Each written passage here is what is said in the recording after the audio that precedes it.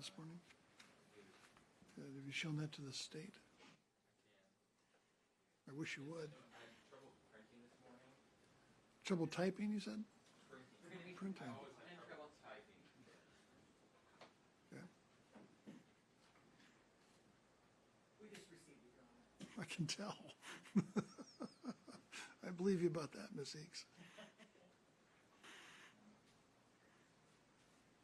I think that basically the court's gonna need to, we'll pull together the parts that we need the court to listen to. Essentially, you know, they've crossed out everything that Mr. Ellis said, so, and claims that it's unintelligible, including all of the occasions in which he said he can't read. So we can provide that to the court so that the court can listen to it. You know, this is, again, this is not something that they have an expert who says, they just don't simply like the evidence of what Well, is on the recording. let's save your audio until we find out what the differences are, and we'll get there. Yeah, well, I'm just looking at it now, but that's what it is. So we can submit some clips to the court. Or I need to see a copy of what the difference is. Let me make, is that the only copy? We'll make a copy right here. I'll make a copy right now. Make two, please. Sure. 2 copies. Judge, I changed from scream, when it says screaming or yelling, I put unintelligible. Because I think that that's a more neutral way of stating it. You can't tell what he's saying. And I indicated in the exact points, Mr. Hallamore says he can't decipher based on his communications, where he later on says, I can't breathe. I've made those unintelligible because that's what when he listened to the enhanced version of it, what he initially stated that he couldn't tell what it was.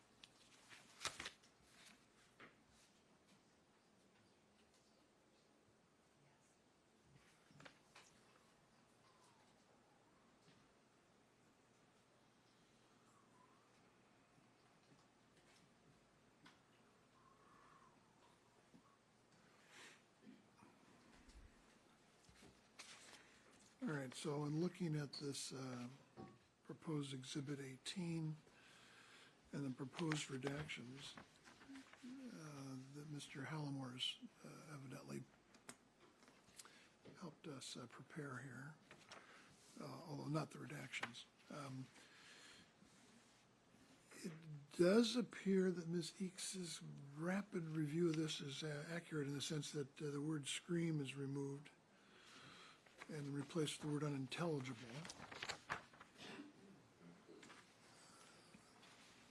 And there are a couple of instances where it's alleged that Mr. Ellis is saying can't breathe, or words to that effect, a couple of different times. And at page 3 of 6, I noticed there you at the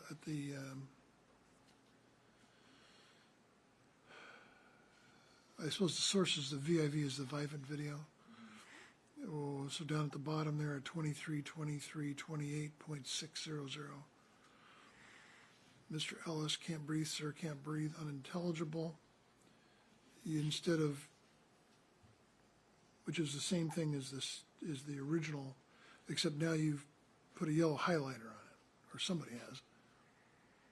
So what does that mean? I'm just trying to figure out are you saying that that's fine? Leave that in? Correct. I think that that's based on the communications that I've seen. That's the original. When Mr. Hallimore listens to all of this, he's always indicated that he can hear it in that instance. And so You left that alone. I left that alone, and I'm not proposing that I tracked changes on this so to try and make it easier for the court to follow along. So I have a clean copy of this. No, that's fine, but you highlighted it to point out that you didn't eliminate all of these. Correct. Is that it? Correct. Okay. And so the first time, I think, where there's a dispute about whether he's saying something about breathing is, I think, just below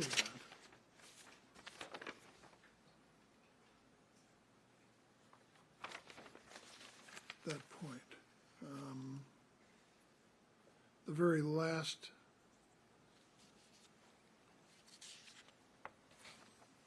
entry on page 3 of 6, where it just says, breathe, sir. And you've got unintelligible. And you're saying this is because when Mr. Hallimore originally submitted this back to the state in his notes, he couldn't make it out? Correct. I just marked as an exhibit 2539, which are the communications I'm relying upon.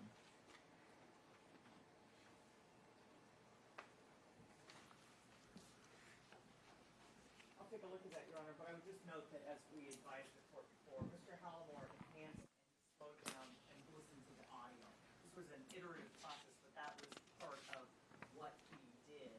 And certainly these are things that they can cross-examine about if they want to say that those things aren't on there. But it's an elected agent based on the additional work that he did. Then the next one of these is on page 4, the second to the bottom.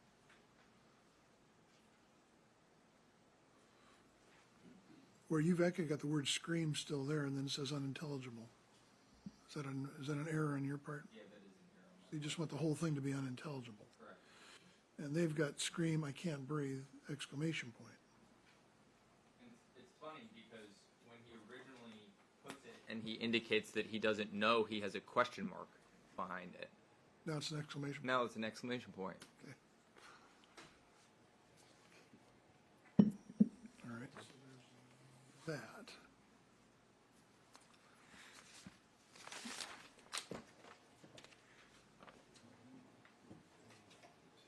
And They also put in red line, but took out at the top of page 5, where Mr. Ellis says, can't breathe, sir, at 23:25:01. They changed it to unintelligible. Didn't mark right, it. I think I was just turning to page 4. So part of my problem with trying to edit this document is that it's a PDF. It's not just a Word copy.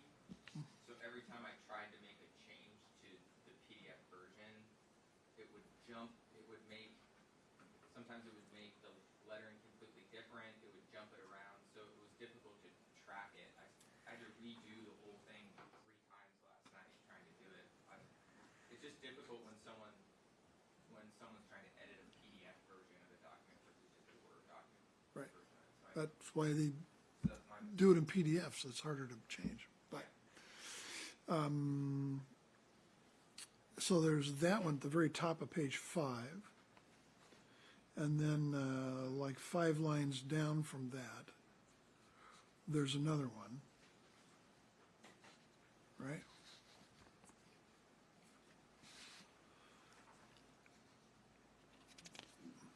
And I think that's it for page 5.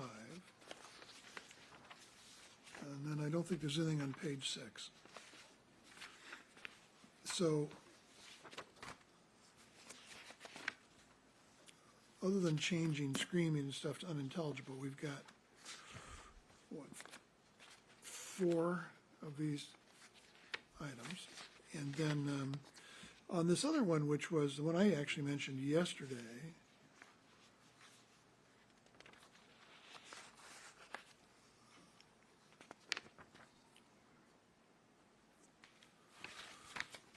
which was page 2, about 5 or 6 from the bottom, where it says try again.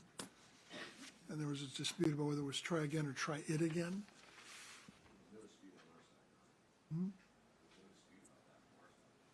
So you agree that it's try again? It says try again on here. I thought yesterday at least, Mr. Osser was saying it was try it again. And frankly, that's what it sounded like to me, but you're not disputing that. No, we are, because I think we forgot to add that edit. I think it should say try it again. It's very clear. Okay.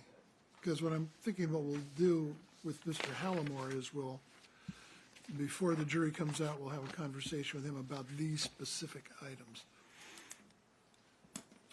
And then we'll make our ruling. I can tell you that in general, I support the idea that instead of the word scream, the word unintelligible, I think is best. But I'm not conceding anything else at this point. Okay. Are we ready for Mr. Atzett? We are, Your Honor. I would just note, I had one photograph that I forgot to address yesterday. We had it marked as an exhibit this morning. Defense has reviewed it. It states exhibit 293. Defense has reviewed it. There's no objection to it. Sure. Well, you hadn't concluded your direct examination, so. I haven't, but you had asked us yesterday at the end of the day if we were going to use any other photographs to address it with defense prior to bringing the jury in. And we're in good shape for that. Okay, great. I just thought if we're going to have another 100 photographs or so, which I'm sometimes seeing in cases like this, that we have this discussion about him, being inflammatory or whatever the objection might be before. So, looks like we're set. We are, Your Honor. Okay, so we'll have the witness and we'll have the jury. Thank you, everyone.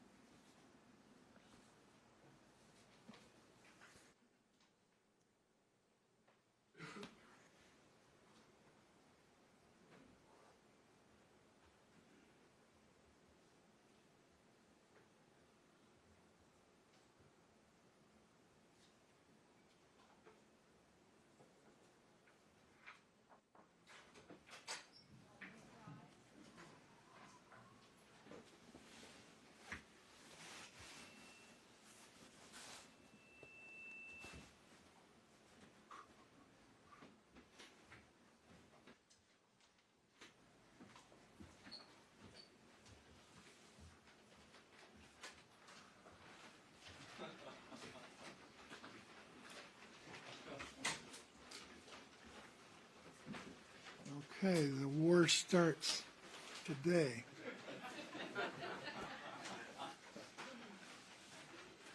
Please be seated, everybody.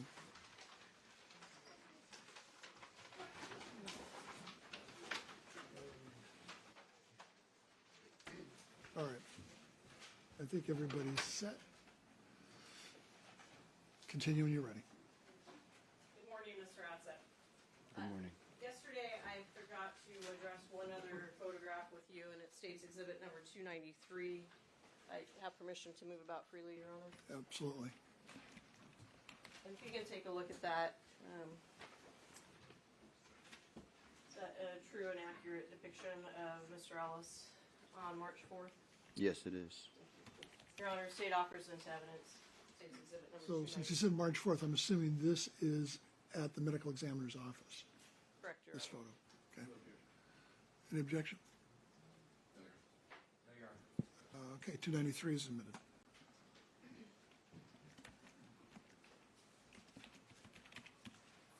Yesterday, you had testified that you take several different photographs when you go to the scene. When you first get there, what type of photographs do you take as far as location-wise is concerned? We generally take photographs to establish the location of the scene and the decedent's place in that location. And when you arrived at the scene on Mr. Ellis's case, had the restraints all been removed when you arrived? Yes.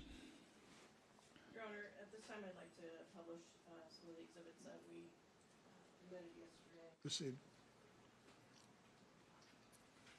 And if we can have 273 up, please. And Mr. Atzek, I'm actually going to ask you to step down through this portion of the testimony to assist in bringing the jurors through and make sure that everything is clear. Do you mind just standing on the side of the screen there? We'll go through those. We may need to give him a microphone. There you go.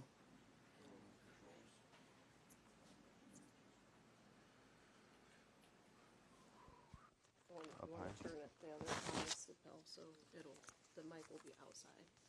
So you want to put it this way.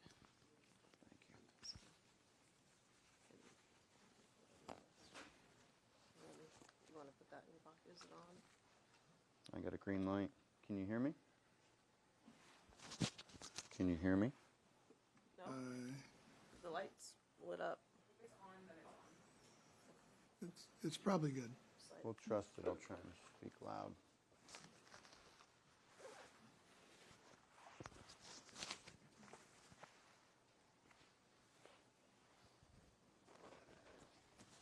Coming apart on you?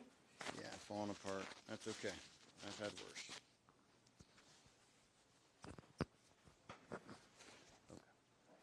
If you could take the jury through the photograph 273 and orient them to where it's located on the scene, please.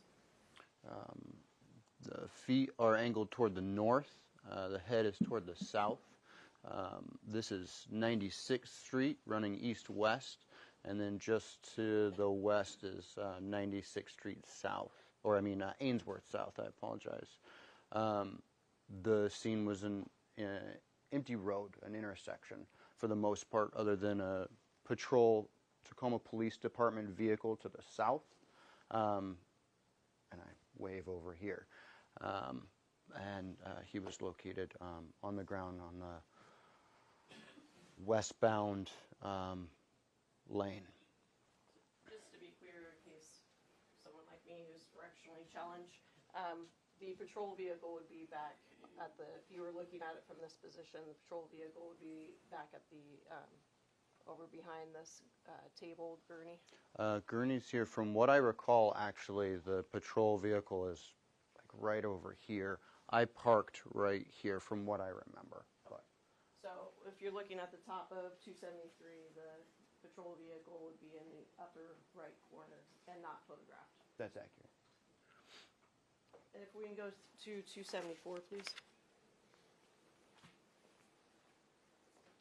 And could you orient the jury to the location of 274, Mr. Ellis? Again, the top of the photo is going to be toward the north, slightly off center. The patrol vehicle would be down on the underside, bottom right or behind. And in this photograph, there's what appears to be gold-colored, yellow-colored clothing on the curb there. Is that the location it was in when you arrived? That is the location that it was in when I arrived, yes. And there's also a white blanket on top of Mr. Ellis. When you arrived, how was that positioned on his body? I believe when I arrived, he looked like this. Okay, so it wasn't fully covered. Not that I can recall. And as far as how his body got into that position in the roadway and the distance in that position in the roadway, you don't have any knowledge regarding how it got to that location? Other than the scuffle that was reported, and then he went unconscious, and then EMS was called, and then they came and attempted resuscitative efforts. So that's how I assume he got in that location. Okay. And you said EMS was called, and is that the medical treatment there around the head area of Mr. Ellis, in addition to the pads and I guess the lead stick-ons that are on his body?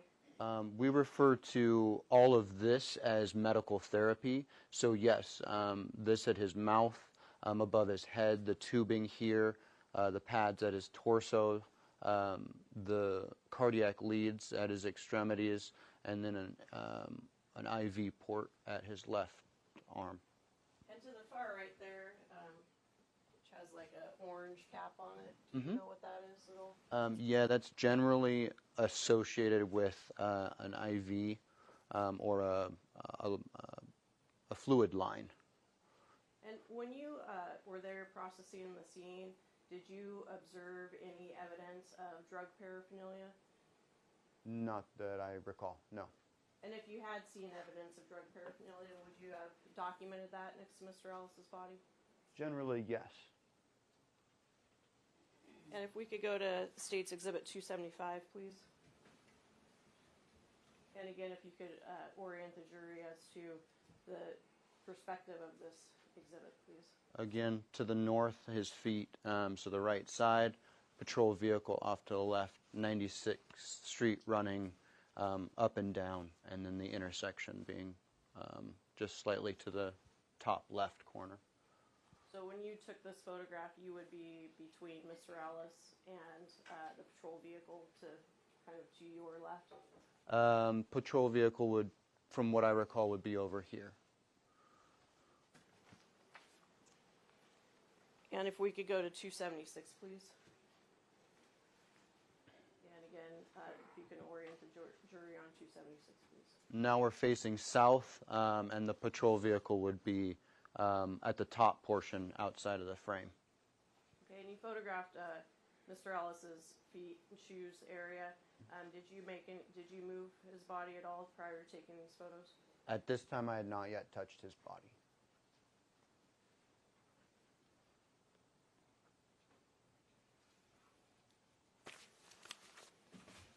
After taking these photographs to orient Mr. Ellis in relation to the rest of the scene, what steps did you take next? I believe I went and addressed his hands first. We tend to start there. That's a location where we can retrieve some trace evidence. So starting there can help preserve that if necessary. That's generally where I start, so I photograph the hands next. We could have 277, please. And if you could tell the jury what this depicts, please. This appears to be his right hand. In the photo, the focus of the photo should be the hands, but the angle is likely to capture the defects at his wrist. It also does include a tattoo, which can be used to help identify, but the primary focus was the wrist. And if we could zoom in on 277, please, on the defect which was pointed out. And Mr. Atzett, when you were at the scene, did you notice at all if the actual defect in the marking on the wrist was more visible in the scene than it is in the photo? From what I recall, I think it was the left hand actually, but yeah, when taking photographs in person, things can appear differently with the lighting, and I don't believe that the contrast it was actually captured in the photo. From what I recall, it was more prominent, but I recall that from the left wrist. If we can have 278, please. And could you tell the jury what 278 is? This is the posterior back side of the hand. We do attempt to get as many perspectives as reasonable without manipulating the hand too much or contaminating it too much. This has obvious defects on the back portion, as well as captures the defects of the wrist as well. And you noted that there are defects. What information had you been provided on why that area would be relevant to document in your perspective? Well, there was, he was reported to have been restrained and a scuffle had occurred. So documenting any defects is always important. So regardless of a scuffle, I would have documented this either way. Okay. And the restraint that you spoke about, does that include the handcuffs? The handcuffs. Yes. And if we could have 279, please. And can you tell us what 279 depicts? This is just a little bit. This is the underside of the palm. The previous photo was the back side. This depicts less, or there aren't obvious defects of the underside, and around the wrist is less visible, but still apparent defects of the wrist. And did you note any substances at all on the palm of Mr. Ellis's right hand? Substances, no. And if you had seen or observed any substances, would you have documented that? I would attempt to document the best as I could, yes. And the nature in which his hand is held as far as the fingers curling down, do you do that, or is that just the position of his body at the time when you hold the wrist? That's a natural state. Thank you. And if we could have 280, please. And could you orient the jury as to what 280 depicts, please? This is the back side of the left hand. Similar to the right hand, defects are visible along with those of the wrist. And the wrist, is that consistent with the handcuff restraint that you were informed of? That is consistent with what I would assume to be the handcuff restraint. And this is the, this left side is the one that appeared more prominent in person. The defects of the wrist. Okay. If we could have 281, please. And can you tell the jury what this is? This is the underside of the left hand. It's not clear if this is actually a defect or something else, but it does have apparent bloody fluid there with potential of being a defect. And then this also captures the defect of the wrist. Again, more prominent on scene. And did you note or observe any substance, foreign substance, on Mr. Ellis's left hand? Other than the apparent blood here, no, I did not. Did you, I'm not sure if this is a technical term for it, but did you bag his hands at all to preserve evidence? I did not.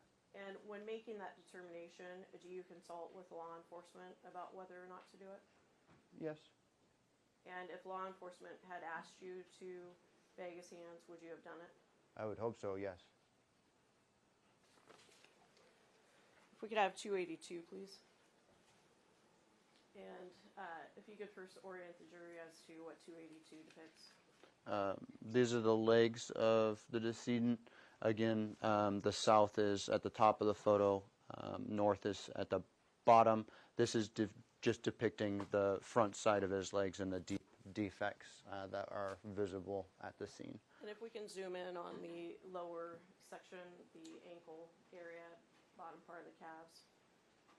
And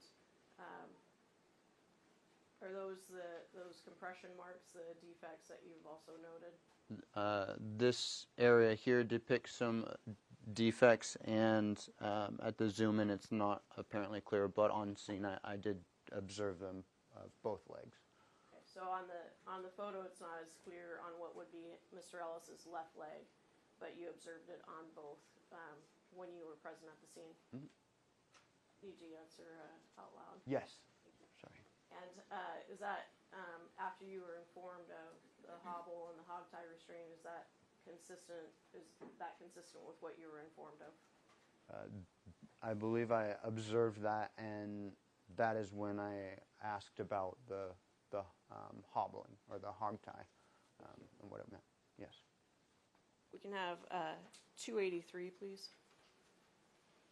And you spoke earlier about the medical treatment, but does this also depict Mr. Ellis's face and any defects that you were able to observe at that time?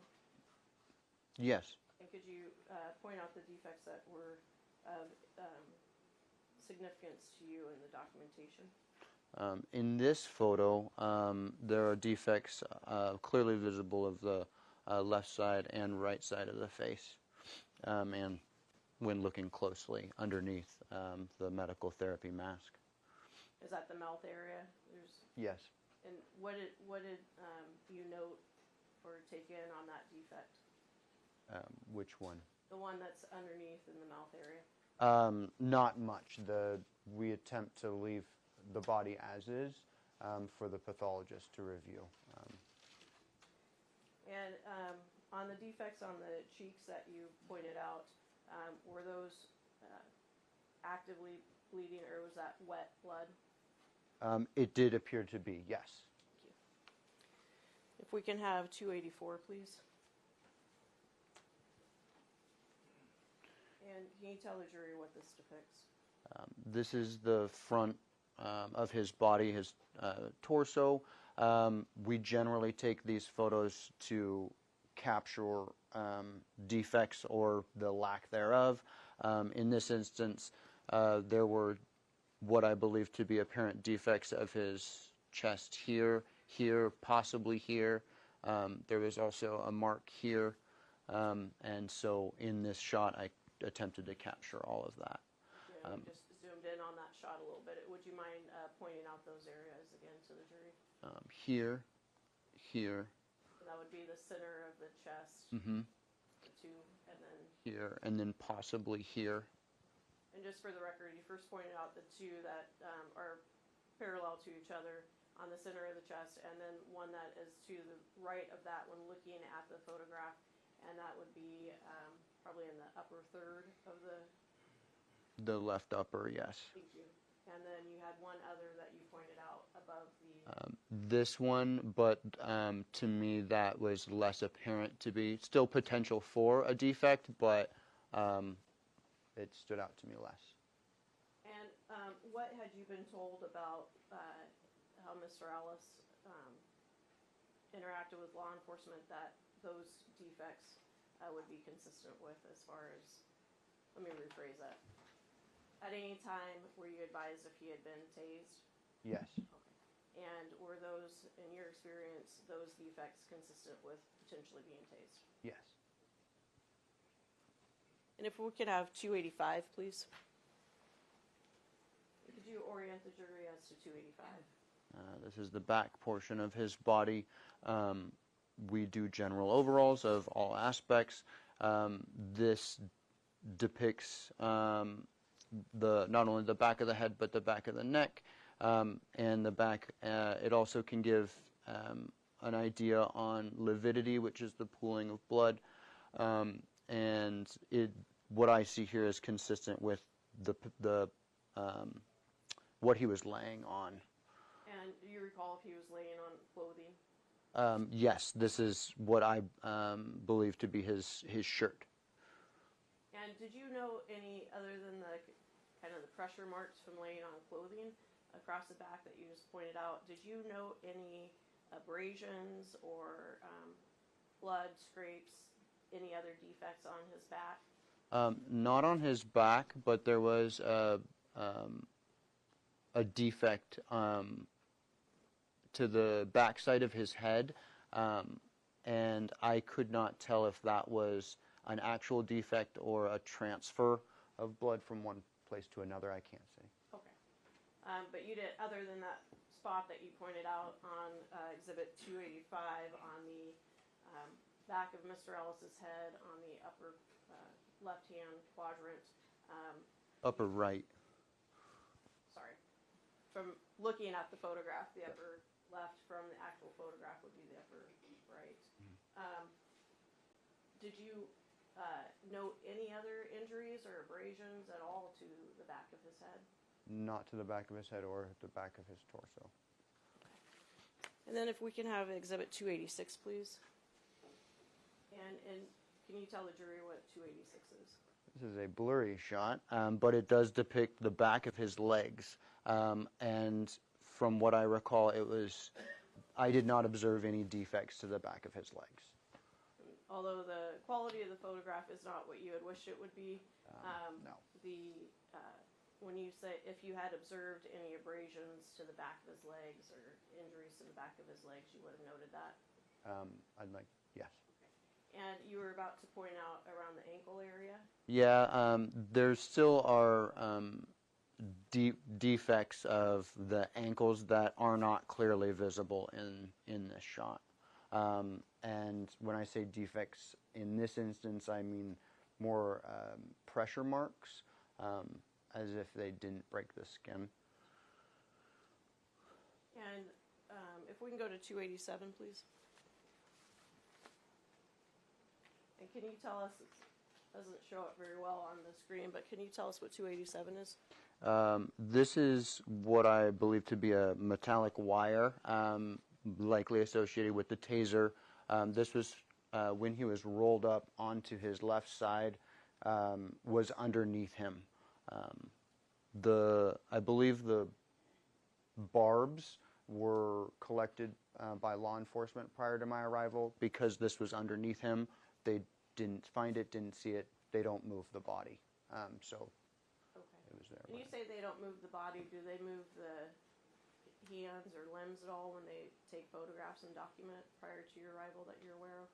Not that I'm aware of, and that's not how, that's not per our policy, or it's understood that they're not supposed to be touching the body after death is pronounced.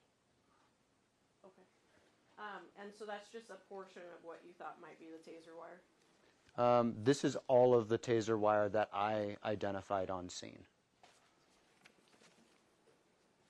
If we can go to 288, please.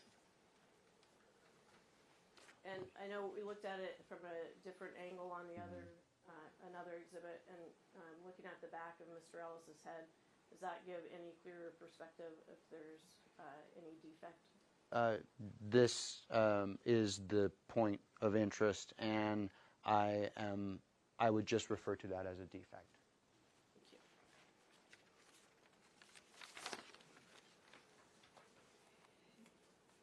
Did you also take some photographs? Actually, we can take that one down. I'm going to have you just stay there because we're going to put a few more up in a minute. But after you documented Mr. Ellis's body at the scene, did you prepare his body for transport? Mm-hmm. Yes. And what does that include? We transport decedents in a plastic bag,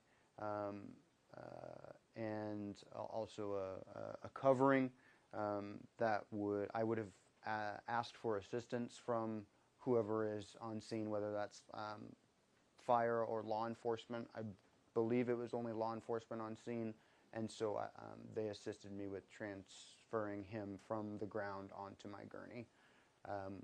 Then the body is loaded into the back of the medical examiner vehicle, transported to the medical examiner's office. I personally unload it. I was the only one in the office at that time. We refer to it as logging the body in, where it's given an ID bracelet and placed in the morgue. And the morgue is a secure area where only employees are permitted in? Yes, our whole facility is. Okay, thank you. And if we could have 291, please. And could you tell the jury what 291 depicts? This is a photograph of his right eye. This is one of the standard photographs.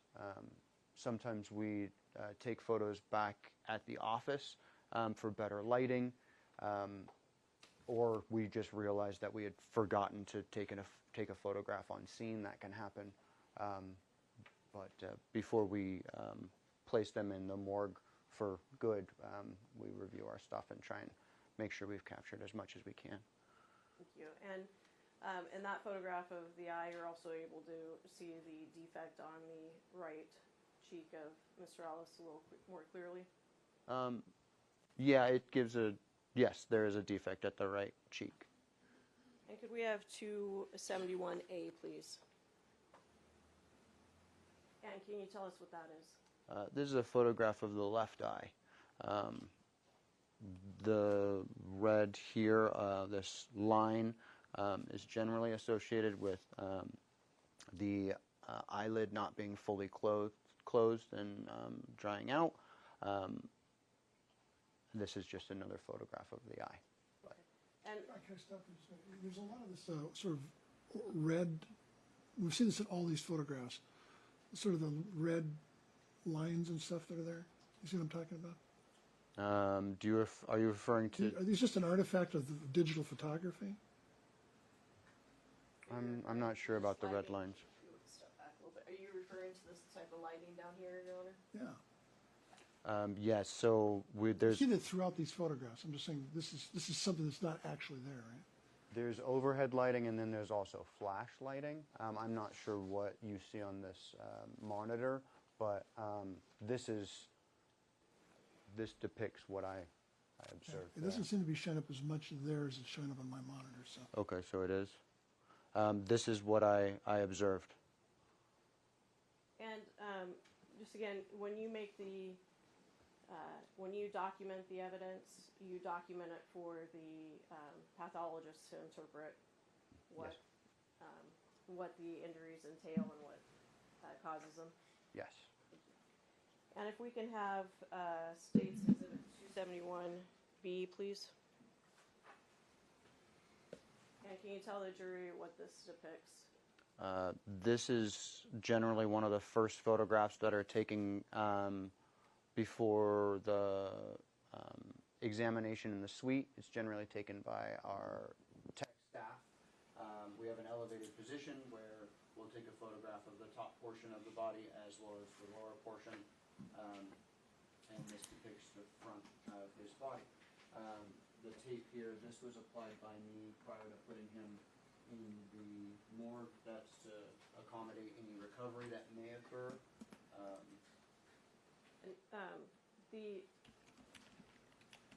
I don't know, is that still the bag that you transport him in? This is a plastic bag. This is the white sheet that was on top of him, and as well as, yes, the medical therapy came with him, and anything else is put inside that bag. Okay, and can we have 271C, please? And does this depict the other items that you took into evidence with him? Yes, this is the clothing that was on the curb to the north of him, and then this is what was described to me as a spit hood, and that was nearby him. I don't recall exactly where, but that was placed in the bag with him when he was being loaded into the medical examiner table. Thank you. And could we go back to 285, please? And in 285, there's the white material that is underneath Mr. Ellis's head there. Is that the spit hood that you were just referencing in the other photograph? To me, that looks more like the what we refer to as an EMS blanket that was on top of him. Okay. I can't verify that that's the spit hood. Let's go to 283, please. And the white substance that is, or white material that's above his head, there was some blood on that, This, or what appears to be blood on it. Is that the spit hood? yes, Thank you. along with this black portion here, I believe. Okay. If you can go ahead and have a seat back at the witness stand. You said that when you prepare to transport the body, you also take into evidence the clothing that you pointed out and taser wires, things of that nature? Mm-hmm. Need you to answer. Yes. Sorry. And I'm going to hand you a few different items. Some gloves and here's Thank you. scissors for you. And as I hand them to you, if you can open them and look into the bag without pulling any of the items out, and then I'll have a couple of questions for you as we go through each one. And I first handing you State's Exhibit 102.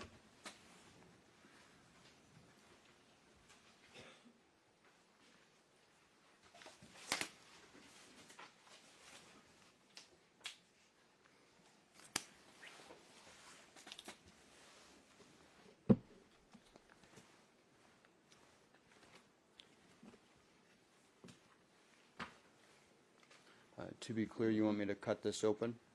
Yes, please. Is that, actually, I should ask you first, and I'll go for all of these. Is that an evidence bag in which items are placed? I guess it has evidence tape on it on top. That's what it appears to be. This does not look like it was packaged by our office. I believe this is WSP. Or not, And then positive. you also have the label there from the medical examiner's office? Yes. So Okay. this came to our office. Right. Yes. It came from, you took it from the scene to your office, and labeled with the medical examiner's label, and then later it's WSP. Got it. I'm asking you, is that, Yes, Manuel Okay. Ellis. so, if you can look inside of that before you take it out, and I'll have a couple questions. 102? 102.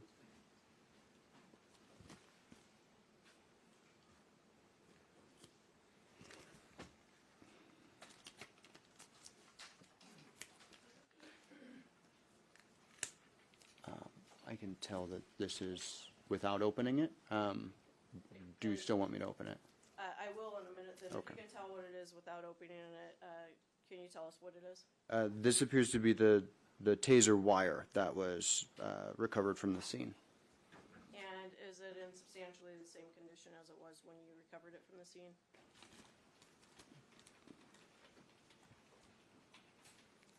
If you need to open the bag to view it more clearly, that's fine. Yes, it. Let me look.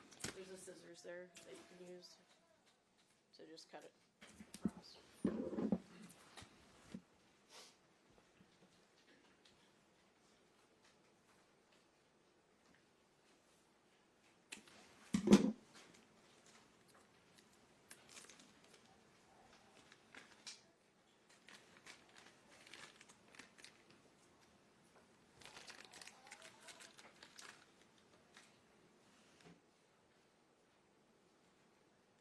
Yes.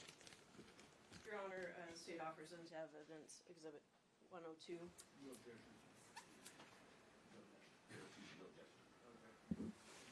102 is admitted. And did you document that you took this item into evidence anywhere in your report or property sheet? Yes, there's a property sheet here, and it's documented taser wire in my handwriting. And that's on Exhibit 270? Yes. I'm now handing you what's been marked as State's Exhibit 104. And if you can take a look at that again, it includes the labeling from the medical examiner's office. Mm-hmm. Need you to answer out loud. Yes. Thank you. And also includes that it's related to Mr. Ellis. Yes. Thank you. And could you open that, please, and without pulling it out in front of the jury, let me know if it's in substantially the same condition as the use of those evidence.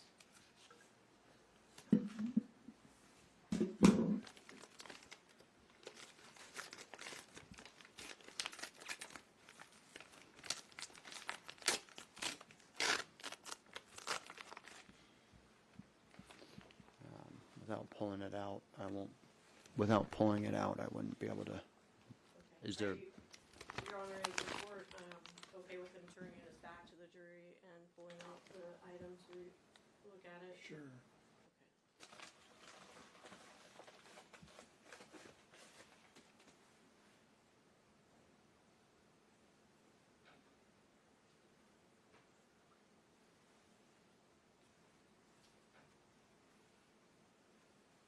You don't need to put it back in.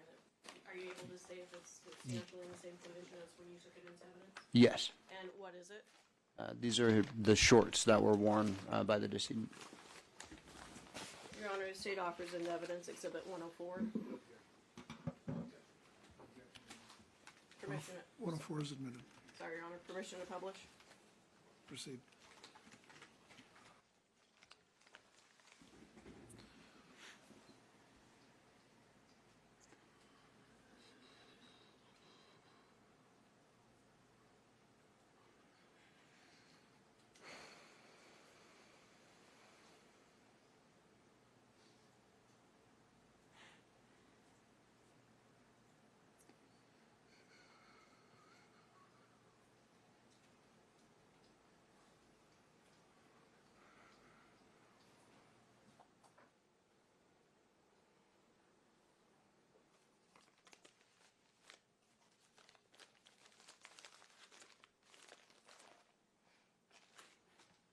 Now handing you what's been marked as State's Exhibit 105, again with the Pierce County Medical Examiner's labeling for Mr. Ellis. Yes. And could you please open that item without displaying it to the jury and tell me if it's in substantially the same condition as when you took it into evidence?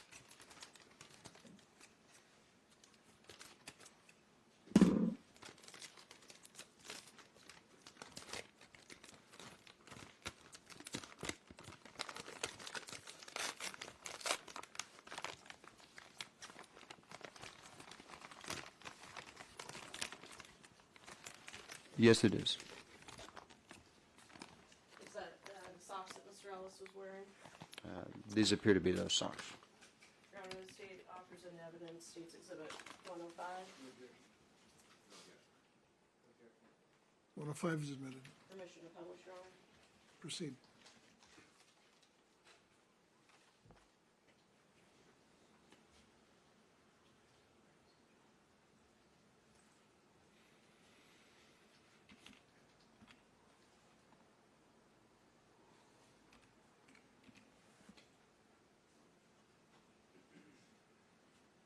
And when you were at the scene, Mr. Ellis's shoes were never taken off of his body, correct?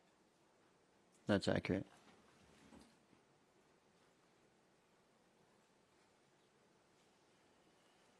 Were his shoes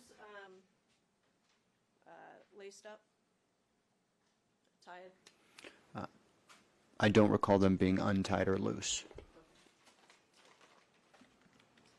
And you, what's been marked as State's Exhibit 106, again has the Pierce County Medical Examiner's tag on it and related to Mr. Ellis. Yes. If you can take a moment to open that.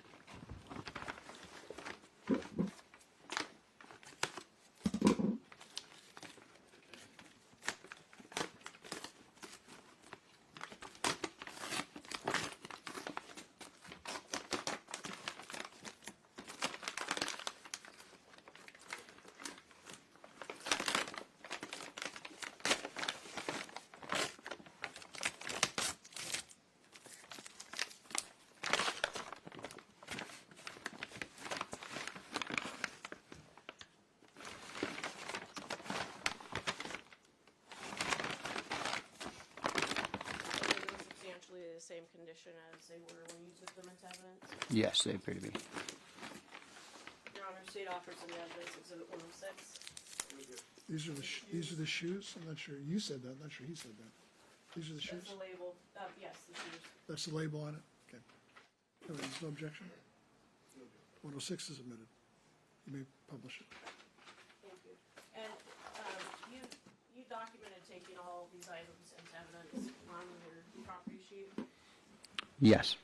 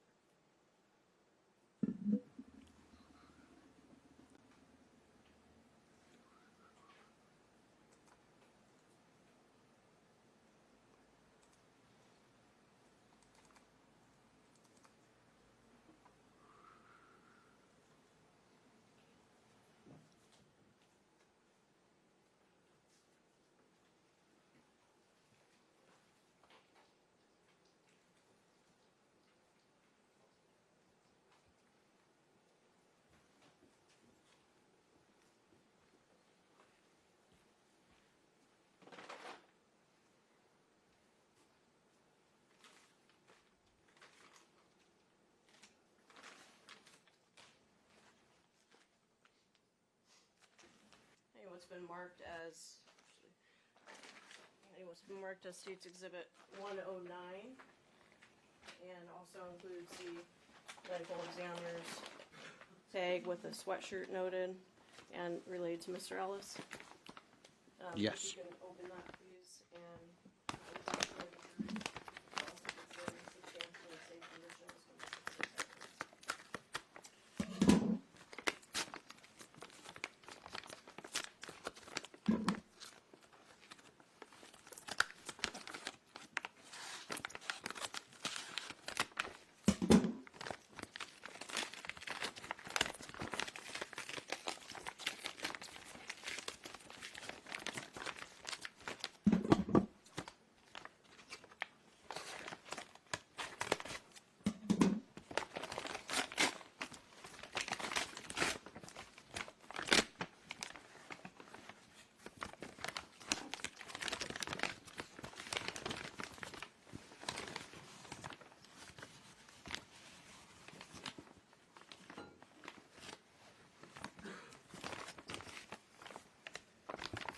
Yes. Your Honor, the state offers into evidence State's Exhibit 109. 109 is submitted. Permission to publish them. Proceed. You testified earlier that there was a sweatshirt that Mr. Ellis was laying on when you arrived at the scene. Yeah, there was clothing underneath him, yes. And is this that piece of clothing? That appears to be, that is consistent with it, yes. And it's been sliced up or cut. And did you have anything to do with that? No, that was done prior to my arrival. And in your experience, is that consistent with medical treatment? EMS treatment? Yes.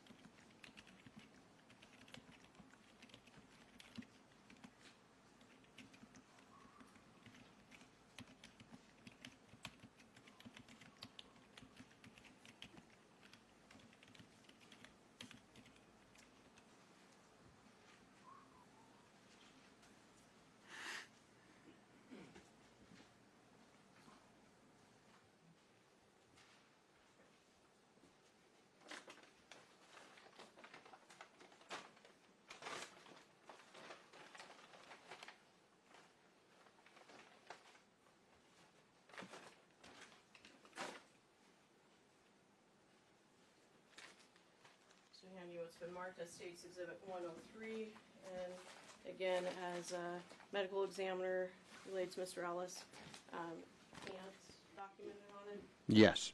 If you can look at that and let me know if it's in substantially the same condition as when you took those evidence. 103, I think? Yes. Yes.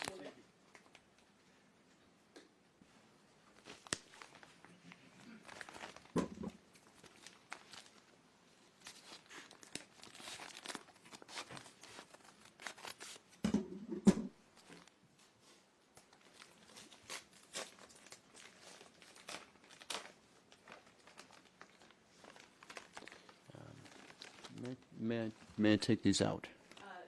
Your Honor, could you turn this back to the jury to Sure. read them out of the record?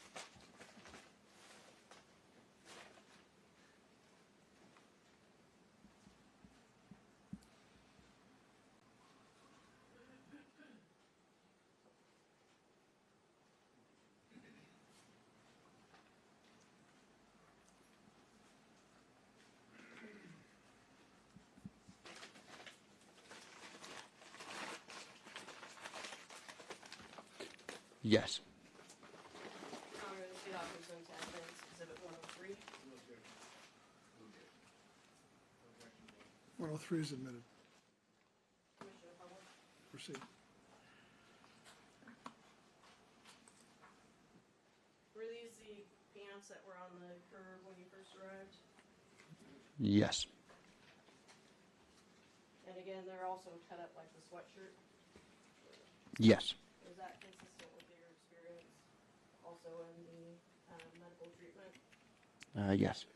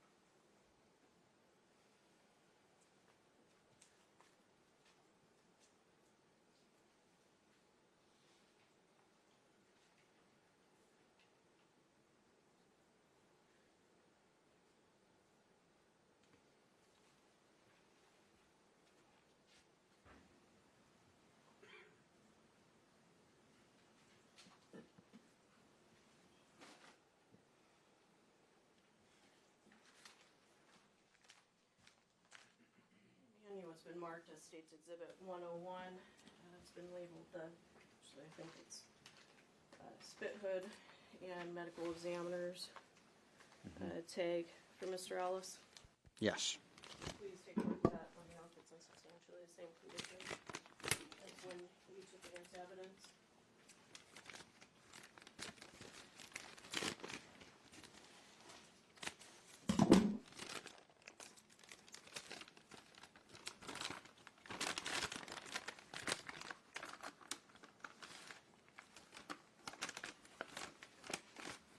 Yes. Your Honor, State Office presents evidence, State's Exhibit 101. No objection. No objection. Objection, yes. 101 is admitted. Commissioner Cummings, Your Honor.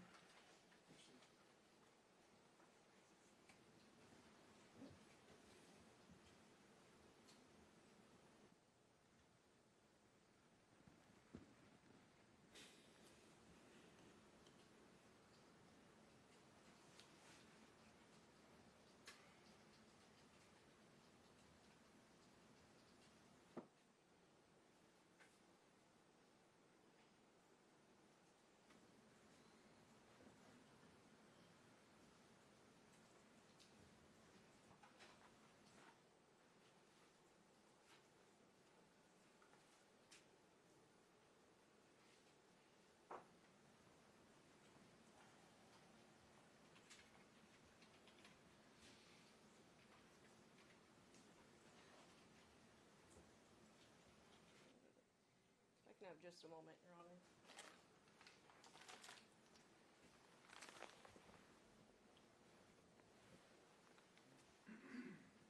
State has no further questions at this time, Your Honor.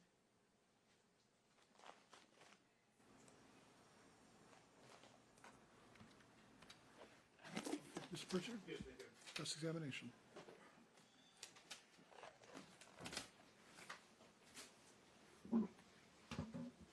Exhibits that are on my desk. Okay. Let me get you the exhibits. Sure. Yes.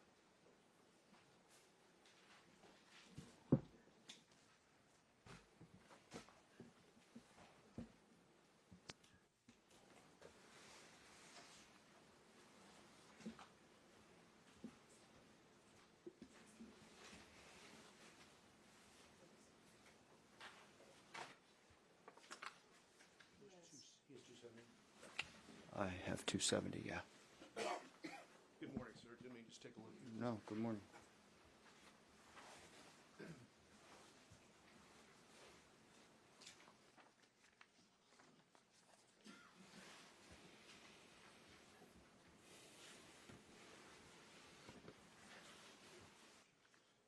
Mr. Edsett, with respect to the work that you did on this case, as I understand it, there's 3 exhibits paper exhibits that outline what you did. Is that correct? That sounds accurate. Exhibit 264, which is an investigative report. There is a 265 is the medical examiner's record. And then there's a 270 is a kind of a property sheet. That sounds accurate, yeah. Okay, great. Now, let me give you back 264 and 265. And, sir, you are obtaining this information for use by the medical examiner when the medical examiner later on is ready to perform an autopsy and provide information surrounding issues that might pertain to any type of a case. Is that accurate? Yes. And so you were asked yesterday regarding certain information that you looked at and that you gathered for purposes of this investigation. I want to go through a few more of those items. Okay. You were informed about that there was a struggle between Mr. Ellis and the police officers that occurred on March 3rd, 2020. Yes. He was ultimately handcuffed, and then you referenced that a canvas strap was around his legs. Yes. That's what you're referring to as the hobble. That is what I'm referring to being associated with being hobbled, the hobble term, yes. Right. And then you also referenced that that Mr. Ellis continued to be combative while restrained for an unknown period of time. Can you point me to Sure. that? I do recall it. Yeah.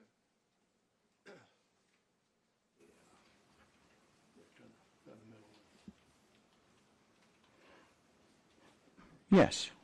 Okay, so he's restrained, he's hobbled, he's continuing to resist. Mhm. Is that correct? Yes. And the information you're receiving is from, sounds like other people, law enforcement, or Detective Leopold, who you spoke with initially. Yes. There was defects that you pointed out to us on the record, correct? Yes. Or on the photograph that you took, or that were taken. Yes. And then you also took a look at some medical records associated with Mr. Ellis, correct? Yes. And within those medical records, it disclosed 2 specific events. One was a disclosure of cardiac situation with him, correct?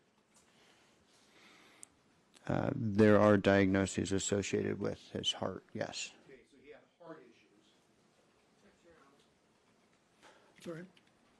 This witness has already testified that he did not make any diagnosis or anything relevant to it. He's only documented what is in.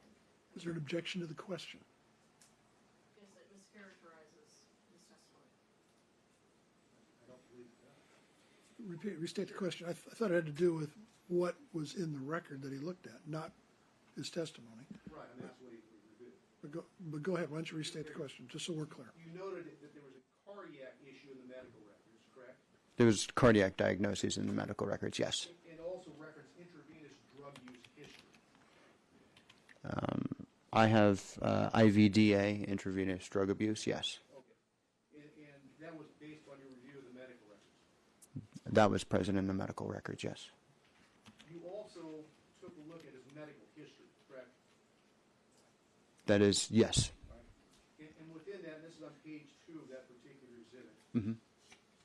It referenced a series of other medical events in Mr. Ellis's life, correct? Yes. ADHD, Yes. chest pain, Yes. methamphetamine abuse, and physical assault. With the September of 2019 associated with it, yes. That was the date of that particular event. That's what was recorded in the medical records, yes. Anxiety, Yes. asthma, Yes. and then you have the IVDA, which I believe you said stands for intravenous drug abuse, Yes. acute pericarditis. Yes. What is pericarditis? Pericarditis. I think that would be better answered by a That's fine. Okay, very good. Pneumonia, yes. pericardial effusion with cardiac tamponade. Yes, Your Honor. You misstated it. It's with, I'm sorry. it's without. Pericardial effusion without cardiac tamponade. Yeah. Right. Hypoxia, Yeah. pleurisy, Yes. and then SIRS. Yes. Do you know what that is? Systemic inflammatory response syndrome. Okay. And these are additional, these are what Mr. Ellis presented with historically from his medical records. Depending on how many encounters an individual has, it can go back years, yes. Okay. And you just looked at that for a general overview of what his condition was. Yeah.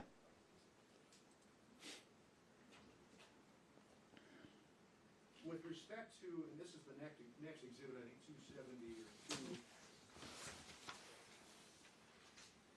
I have 264. Yes. Right.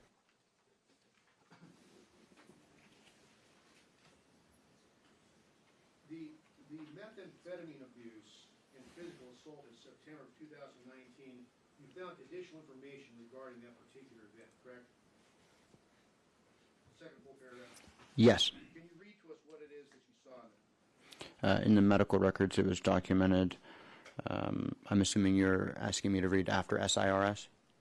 Yes. The methamphetamine abuse and physical assault in September of 2019 was described as the decedent assaulting staff at a restaurant while high on methamphetamine. Staff fought him off, he fled the scene, and was arrested by law enforcement after resisting arrest and being tased. And then the balance of the material that you have in that particular report references basically what you testified to previously, correct? Yes. The scene was clear. You arrived there like 3 o'clock in the morning. Yes. Detective Leppelholtz was still there apparently for purposes of just working on the scene and making certain that Mr. Ellis was taken care of at that point in time. Yes. There also in there was that you noted in the exhibits there was pressure marks from the handcuffs, which you showed us in those various exhibits, correct? Yes. And the pressure marks are like the indentations on the wrist, both wrists and also on the legs. That's what I observed, yes. Do you know if that is consistent with a person restraining or fighting against those particular restraints? Ask me those. No, I would not want to be answering that question. That's fine. I just want to know if you have that information. And then also, you put in your report that the skull felt intact, Yes. meaning no fractures or any deformations of the skull. I think deformations would be a better way to describe it, yes. Okay. And then no injuries to the neck were observed. Yes. So the photographs that have been admitted, they document the various, I think you said defects that you noted about Mr. Ellis. Yes. The does sound like you know how they occurred. I do not know how they occurred. You are just simply documenting the information. That's accurate. Okay. Excuse me 1 second. Grab an exhibit here. See that?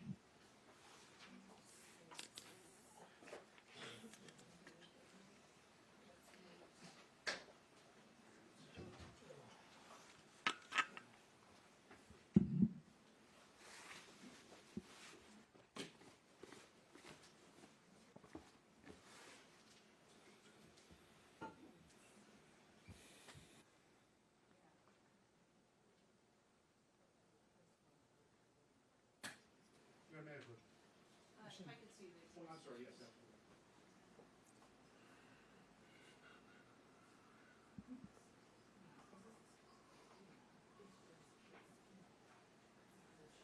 Mr. Hanson, the hand what's marked is exhibits 2669 and 2670. Let's take a look at these things. Look, please. Show those to the jury. Yep.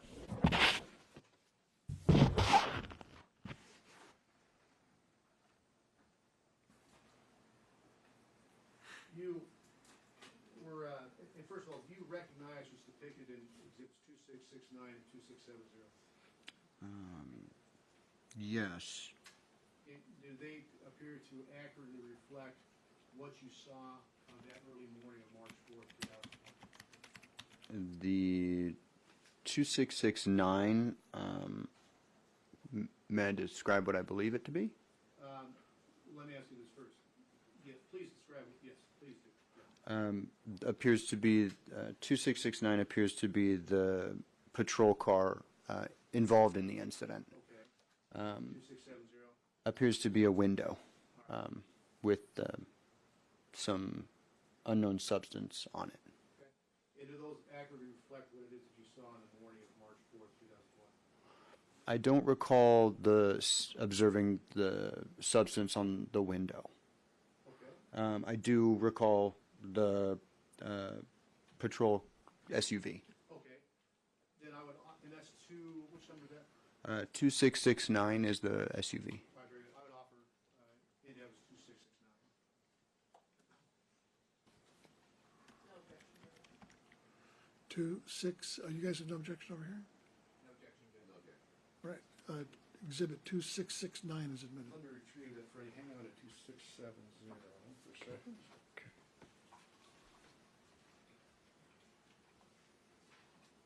Mr. Atson, you were interviewed, were you not, by the Attorney Generals in this case? Yes. And that was on January 3rd of 2022? I don't recall the date. You recall being interviewed by them? Yes. You don't recall the date? I don't recall the date. And you recall referencing on the patrol car window some sort of smudging of which looked like oil from someone touching the window. Not that I recall. If I were to show that to you, would that perhaps refresh your memory? Yeah. All right, Judge, 1 minute here. I'm sorry? 8:30?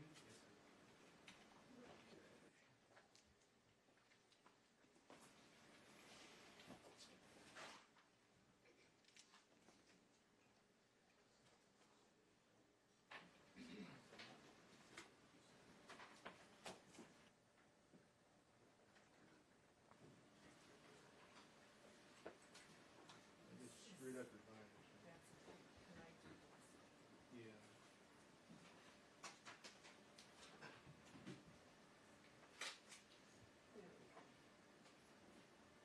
Mr. Hanson, handing you a marked as Exhibit 830. Take a look at the last paragraph on the last page. To see if that might refresh your memory of the conversation you had. Do we know what Exhibit 830 is? Yes, sir, it's the report, the interview. It's a report of an interview. I'm sorry? It's a report of an interview. It's a report of an interview. Okay.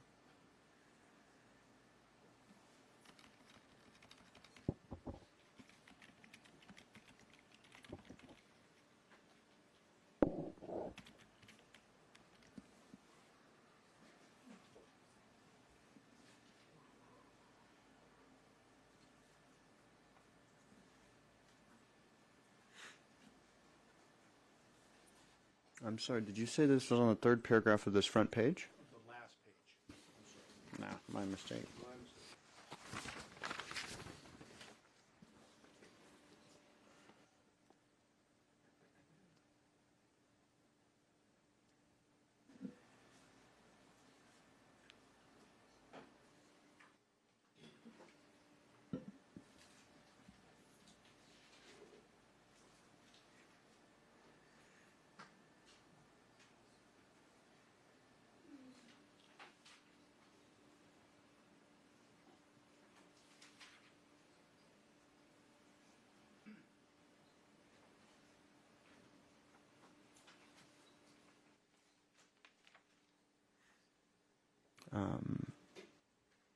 First of all, does that refresh your recollection of the conversation you had with the Attorney General's?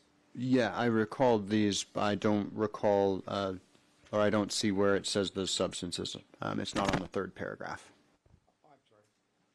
The final paragraph of the of the final page. final page. Got it.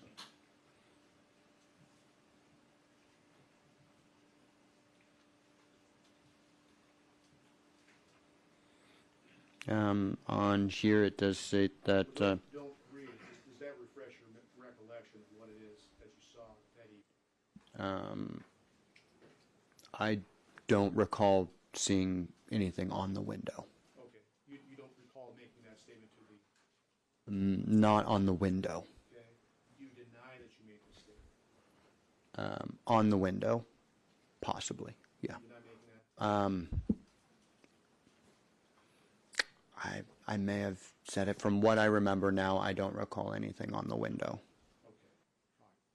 Let me ask, do you deny that you said on that date back in January 3rd, 2022, about seeing some type of smudging which looked like oils from someone touching the window? I don't recall saying that. In 2-6, the photograph exhibit is what number? 2670. Okay, does that refresh your recollection of what you might have seen that evening? No, I don't recognize this photograph. Very good. I'll take both those from you.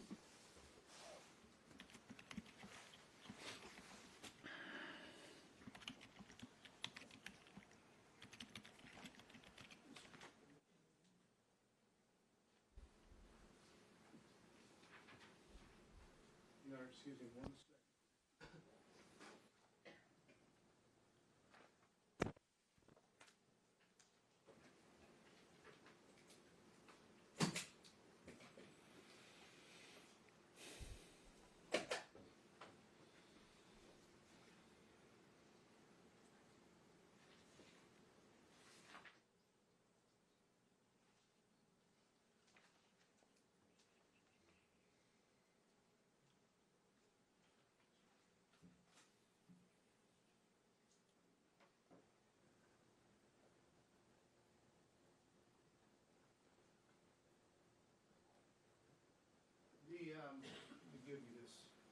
exhibit one more time.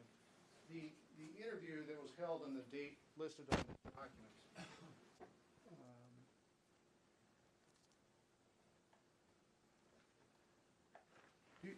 Can you recall who was present at that interview?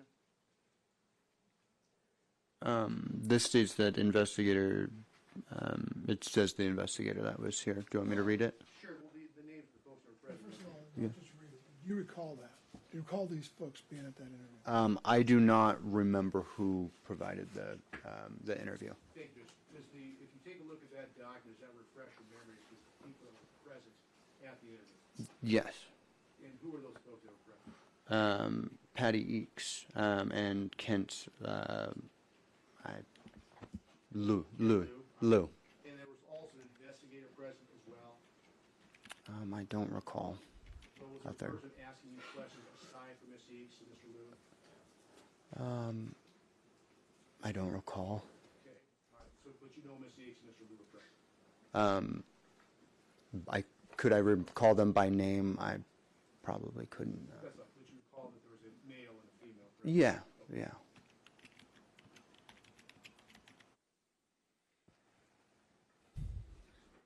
Thank you, Judge. That's all I have. Thanks, sir. Mr. Urbans? Thank you.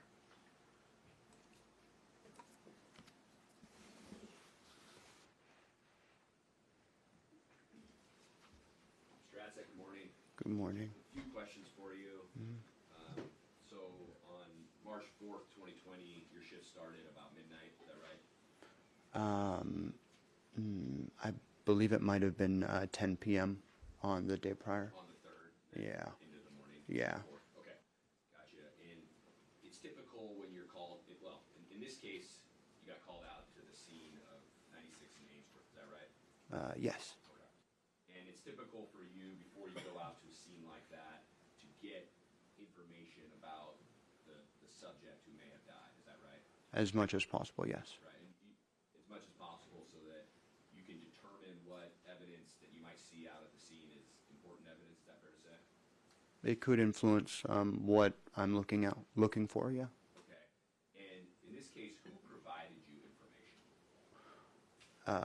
First notification, I didn't document it, but likely came from South Sound 911. They give us a heads up notification first. They generally provide us with a contact on scene to reach out to. So that's documented as Detective Leffelholtz. So likely he was contacted. I spoke with Who him. does Detective Leffelholtz work for? Pierce County. For the county? Yeah. For the sheriff's office? Or Yeah. just the county? Pierce County Sheriff's Office. Okay, gotcha. But not Tacoma Police Department? Not that I'm aware. Okay. And just, could you tell the jury what South Sound 911 is? Yeah, we have a number of law enforcement agencies in in Pierce County, in our jurisdiction, and actually I think this is an assumption, but in order to create efficiency and good communication, they combine them together into one local spot. So every call goes into South Sound, they dispatch out to the corresponding fire, EMS, law enforcement. Okay. And the information that you received, if I understand correctly, was that officers were stopped at an intersection. Is that right?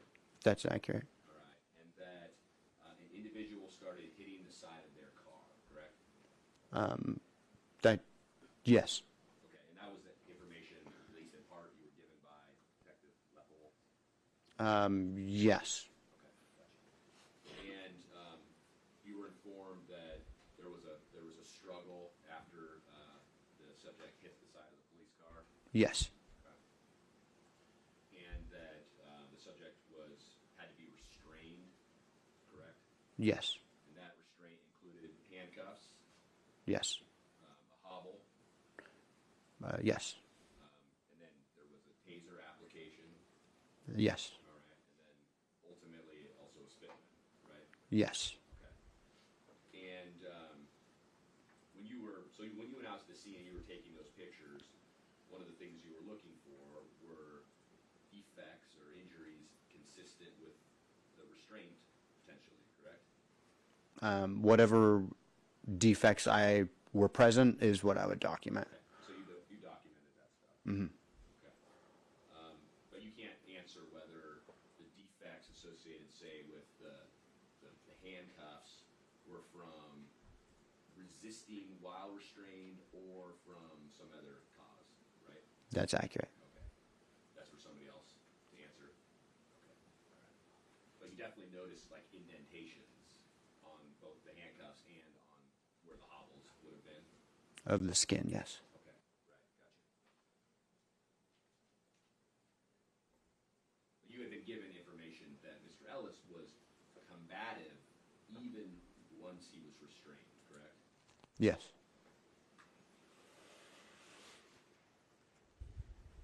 You noticed abrasions on the side of Mr. Ellis's face, correct?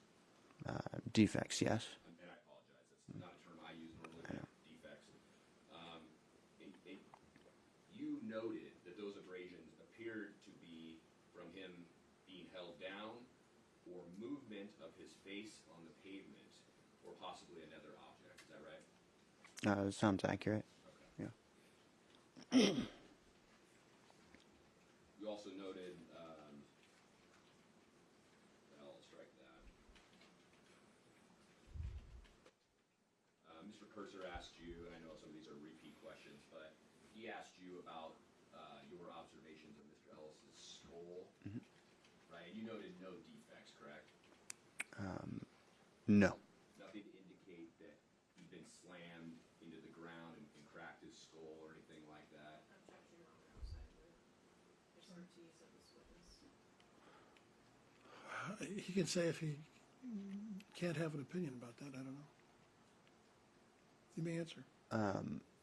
I did not palpate any, there were no palpable or visual defects. Is that fair? Thank you.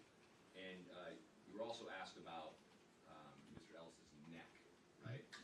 Yes. And I'm sorry, you got the answer, yes? Yes. Okay, and there was no indication that he'd been choked or had any abrasions consistent with being choked or put in some sort of chokehold or position that would cause a neck injury, correct? Objection, Your Honor. Lack of foundation for this witness, lack of, it's outside of this area. Is there a witness here? Well, that doesn't mean you can ask anything you want. But I will without objection. The answer.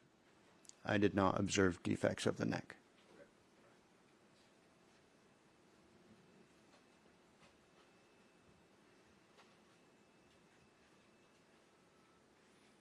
And you were asked about this. One of the things you do to be thorough when you go out to the scene is you review the medical records of the subject, correct? Whenever possible. Right. And in this case, you were able to do that. At some point, yes. All right. And you noted a number of health conditions that Mr. Ellis had been treated for in the past, Diagnosed with, yes. diagnosed with. Now, are you able to tell how many times he was treated for those diagnoses? Potentially. Okay. Did you make notes of the number of treatments that he received associated with these health issues? No. Okay. But you noted ADHD, correct? Yes. And you noted that he'd been treated for chest pain, correct? Yes. Diagnosed with chest pain previously, correct? Methamphetamine abuse, Yes. and there was a notation about a physical assault from 2019, correct? Yes. You've been treated for asthma, correct? I can Yes. just hand you your, I've got it here. Yes. I'm sorry, you said asthma? Asthma, yes. Okay, all right. And IVDA, which sounds like is intravenous drug abuse. Yes. Okay. And I apologize, intravenous meaning injecting, is that what that means? That's, yes. Okay. Associated. Acute pericarditis, Yes. pneumonia, Yes. pericardial effusion without cardiac tamponade, correct? Yes. Hypoxia, Yes. pleurisy, Yes. and SIRS. Yes. I'm sorry, what's SIRS stand for? Systemic inflammatory response syndrome. Gotcha. Okay, and I apologize to make you keep asking this question. It's okay. And these are the notes you have, but you're not aware of how significant the treatment was for any of these individual medical conditions? Or at least you weren't at the time? No. Is that number of medical conditions consistent with your typical 33-year-old? Objection, Your Honor. Relevance. And he doesn't have a confirmation report. I don't know if this is within his expertise or not, is it? No. I'll sustain the objection. Wouldn't be a good person to comment on it. So, in your report, it sounds like you did some investigation into this 2019 incident, is that right? Yes. Okay, and what did you learn about that incident? It's documented that it's documented here in the circumstances of death. I would have documented the relevant documentation in the medical records. I would have transferred over and provided to the pathologist. Okay, and so, just having reviewed your report, in the 2019 incident, Mr. Ellis was described as assaulting staff at a restaurant while high on methamphetamine, is that right? The medical records stated that, yes. The medical records stated that? Okay. And the staff in that case at the restaurant had to fight him off, is that right? It says, right? Yeah, it was documented that staff fought him off. Didn't say that staff had assaulted him, correct? Not that I documented or observed. Okay. And that he fled the scene from the restaurant, right? Yes. And then ultimately he was apprehended by police, is that right? Yes. Does it mention anything else about him being tased or having to be restrained by police in that instance as well? And was arrested by law enforcement after resisting arrest and being tased. And why do you include that info in what you gather before you go out to the scene? We include any diagnoses, this specific one, because it had relevance, or it seemed consistent with a storyline that we had been told. So I thought it was relevant. All right. So you draw certain assumptions about the scene based on the history of the subject? I think vice versa. We were provided information about this incident, and so incidents consistent with that in an individual's medical history would stand out. Now, you have Exhibit 269.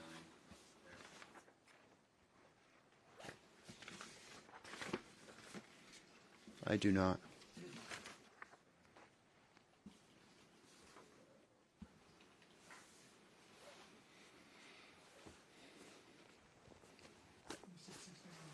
Photograph of the police car? Is that what it was you were looking for? No. So was it 2669? No, just 269. Well, 269, I'm sorry. Bear with me for one moment. Well, I'll tell you what, we'll take our morning recess this time, and you can find the exhibit. All right, ladies and gentlemen, please do not discuss case among yourselves with anyone else, and do not permit anyone to discuss case with you or in your presence. And we'll see you back in about 15 minutes.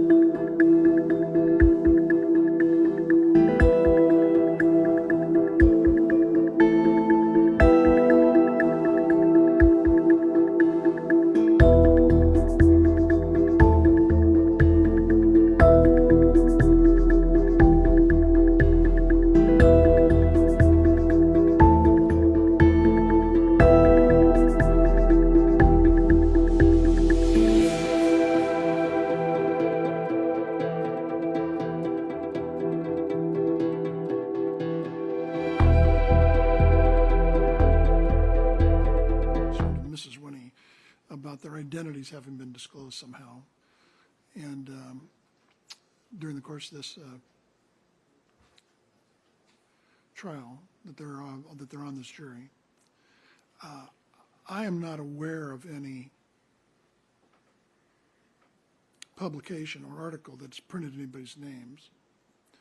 I was certainly aware that there was I believe, a News Tribune article that was printed shortly after jury selection, which identified some occupations and maybe ethnic or national backgrounds of folks, among other things. And it may well be that people in the lives of these jurors have put two and two together. I think early on there was at least one of the jurors whose spouse had figured out that he was on this case and wanted to know how to see it. So that's when we gave them a special caution not to let family members who may be viewing these proceedings on media talk with them about it. And everybody seemed to be on board with the idea of not letting that happen. And I have no reason to think that that's been a problem. But they've had to express this concern about their identity being known. None of them, as far as I know, is asked to get off the jury because of that. They're just expressing worry about it. And I don't know what to say to them, and I don't know that I should say anything to them. So it seems to me there's three possibilities here. And maybe you all, with your vast legal experience and human experience and brain power, can suggest others. But it seems to me there's three things. One is do nothing. I mean, they're concerned. That happens. Two, we could call them all out and ask them about it. I'm not sure all what we would ask them. I don't want to suggest to any of them that they should want to leave the jury. If somebody came to Mrs. Winnie and said that, we'd have to maybe do something then. But I don't necessarily want to suggest it to them. And third is simply to authorize Mrs. Winnie to say to them, we realize some people could have figured this out for you, people at work and their work and so on. But we have no reason to believe, and this is, as far as I know, the truth. We have no reason to believe that anybody's name has been published, any kind of news media article. And the news media order that we signed indicated they were not to disclose the identity of the jurors. And as I say, as far as I know, no one has violated that order. So, Mr. Fricke. Your Honor, I guess the biggest concern at the moment is whoever, you know the numbers, by the way. I have at least a couple of ideas, but I also had the impression that the couple of numbers I know of may not be exclusive. That this might be something that others have talked about, but not necessarily said anything to Mrs. Winnie about it. I would really want to know from those who express concern where their belief is coming from, if they've I have no reason to think they've had a threat or that anybody's done anything other than the fact that they know they're involved with this. That's all that I have reason to think. they think their identity has been out there. Well, I'm thinking that the one thing I sort of know about is that somebody's coworker has said something to them, suggesting that they're at least aware that they're on this case. I don't know that there's any more to it than that. But as I say, I'm not surprised that would happen. That would happen in lots of possible cases. I mean, obviously the concern, and it should be the concern for everybody, whether side you're on, is someone's going to be hesitant to deliberate based on the concerns they have. Sure. And if someone says that that's a problem for them, then I would do something about it. I'd have them out here to talk about it. I would say if there's going to be any questioning, I know you haven't said you were going to do that, but if there I said there's a possibility of that, but I also said it was sort of the least of my I think preferences. if that's the case, that to get to that point, I would suggest that it should be, the courtroom should be empty, and it should be done in private.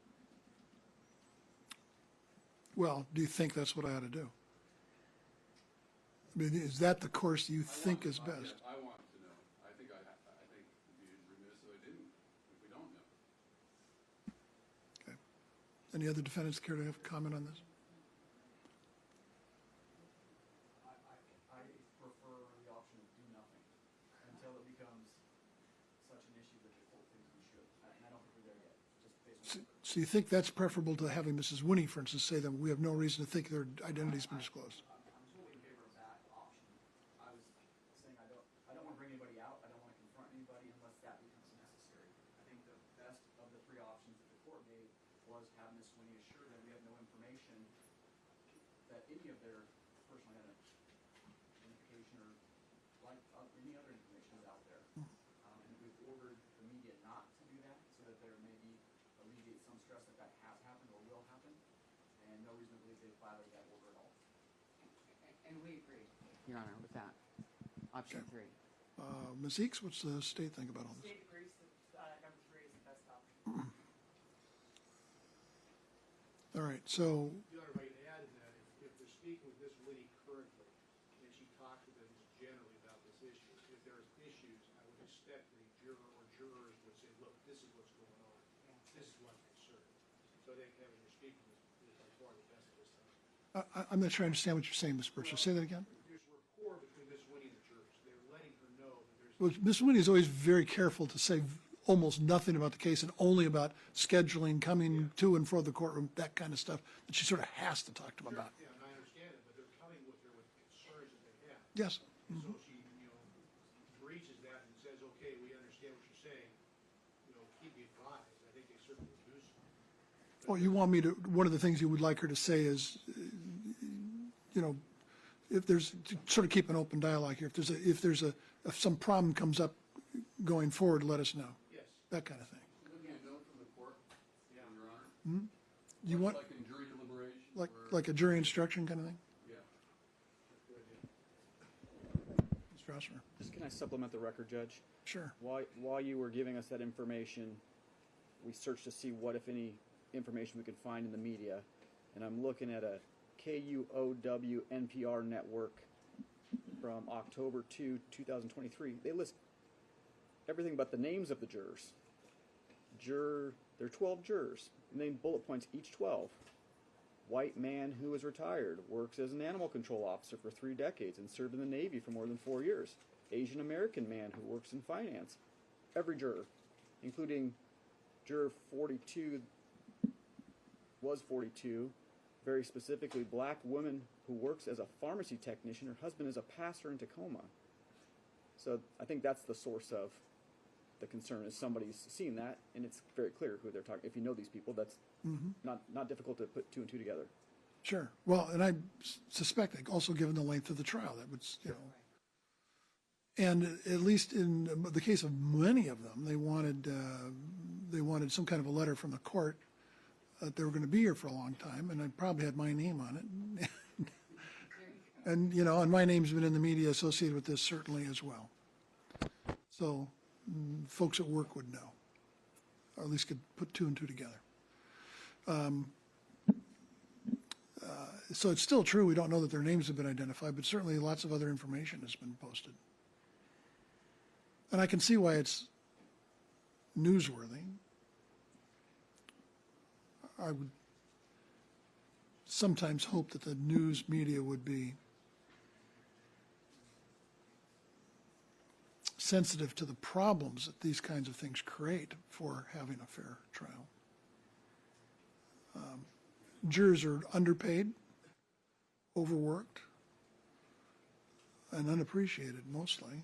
As I've said before, we treat them like cattle and that kind of thing, and it's awful. And some sympathy for the human condition as experienced by jurors would certainly be in order. Well, so the last recommendation was from Mr. Fricke that whatever we say, or Mrs. Winnie say, to put it in the form of something in writing. On one hand, I'm sympathetic to that idea, because then it's clear exactly what was said. On the other hand, the formalism of it, of itself, it seems to me, is a bit off-putting. I guess for the moment, I'm going to do nothing, and if you guys propose something in writing to have Mrs. Winnie provide to them, then we can talk about that more seriously. So for the moment, we'll just let things pass. Now, I received this letter. I'm sorry, Ms. Eakes, did you want to say something else on that issue? I was just going to suggest that, I mean, we can propose something in writing, but I think the court's right that it would be kind of too formal, but perhaps in order to alleviate the concern about documenting things, when you could come back after and state on the record what she said. Maybe we could give her at least some points. Yeah. Make this point, make this point, make this point, and make it, without necessarily saying, I got to read this sort of script to you. Agreed. That might be useful, and certainly if you guys have some bullet points that you think should be part of the message, that's something we can consider too. I think that's a good suggestion. Okay. We'll try to draft Well, something. for the moment, we're not going to do anything. Okay. Yeah, thanks. Okay. Because I think Mrs. Winnie would appreciate the direction, at least to some extent. Okay. All right. But anyway, for the moment, we're not doing anything about it. And Mrs. Winnie will try to just keep them calm as best she can. But if we're going to do something, let's do it soon. Okay, now this letter that I was provided, does this have something to do with the fact that it was signed by Mr. Adsett? Yes, Your Honor, I've provided that to the court. Mr. Adsett's in the courtroom. Do you want him to step out while we're having this conversation? I think that would be consistent, but I know what the court said previously about consistency, but We're hoping you I looked up the tweeted. quote after court. I don't know about consistency here, but it might be a good idea. All right, Mr. Adsett, could you step out of the courtroom for just a few moments while we have this conversation? Thank you, sir. Appreciate your patience with us.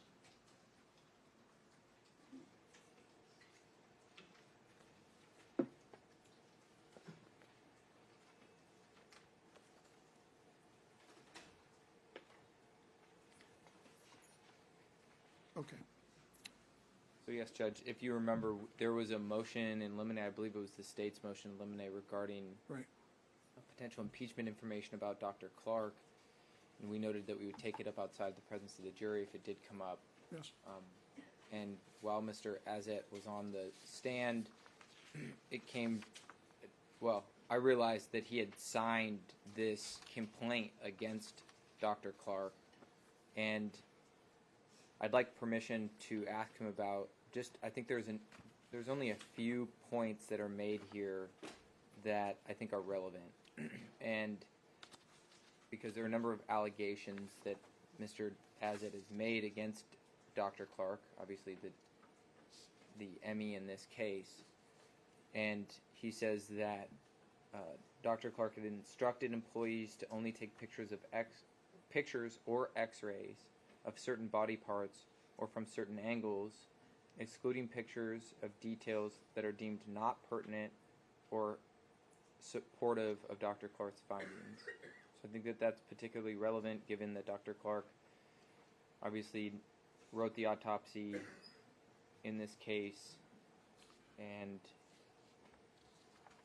there's an allegation that he instructs his employees only to document things that are going to support his findings. I also think that... Well, a couple things about that, at least initially occurs to me.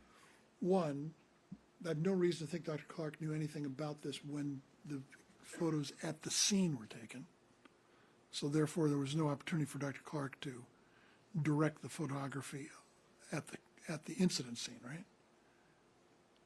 So there can't be an issue there particularly. I would agree with that. Okay.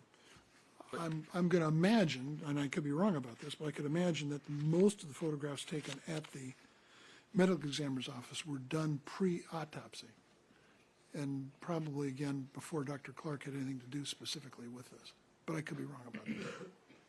But let's assume for just a moment that Dr. Clark was present when those photographs were taken, or some of them.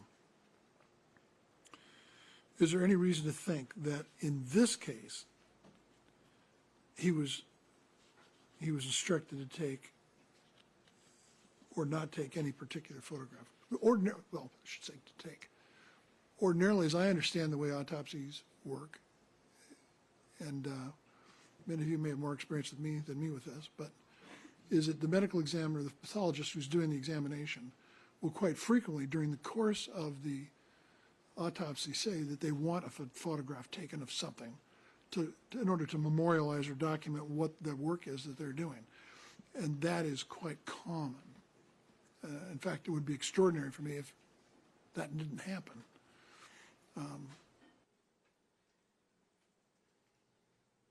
But if he was instructed to take a particular photograph, he could certainly tell us that, and Dr. Clark could explain why it was taken. Your Honor, I would just note that this witness did not take the photographs in the autopsy suite. He testified that the body was in substantially the same condition as when he had brought it into evidence. Well, He is not the one who took the photos. He did, but that wouldn't answer the question. Well, if it wouldn't answer the question of whether or not a photograph wasn't taken, right? So, if a photograph wasn't taken, you're not showing it to him and says this is in the condition that the body was in that night, because he doesn't even have it. Was there something else about the body that wasn't photographed? There's lots of things about this body that was photographed, so I'm trying to imagine what that might be. But I believe we also have additional autopsy photos that we didn't show him. well, I know, and I think I asked you generally, I don't know if it was on the record or not, like late yesterday, were there going to be any autopsy photographs after any kind of internal examinations were done of the body? And the impression I had was no, and I haven't seen one yet, but I just haven't necessarily seen all the photographs either. But anyway, you said there were a couple, 3 points, Mr. Conrad. So I think the court is kind of hitting the nail on the head, which is the lack of photos. There aren't any internal photos or photos done of the autopsy itself. So it's kind of the lack of documentation in certain respects that it's an issue. And then if you go on, it says failing to follow. Are you saying that there were no photographs taken of the internal? No internal photographs taken. Did the pathology report identify that they had opened the body? Yes, because he did a analysis of the heart and took sections of tissue. Mm-hmm. But his notes are very limited in that regard. So okay. it's really his word on what he saw.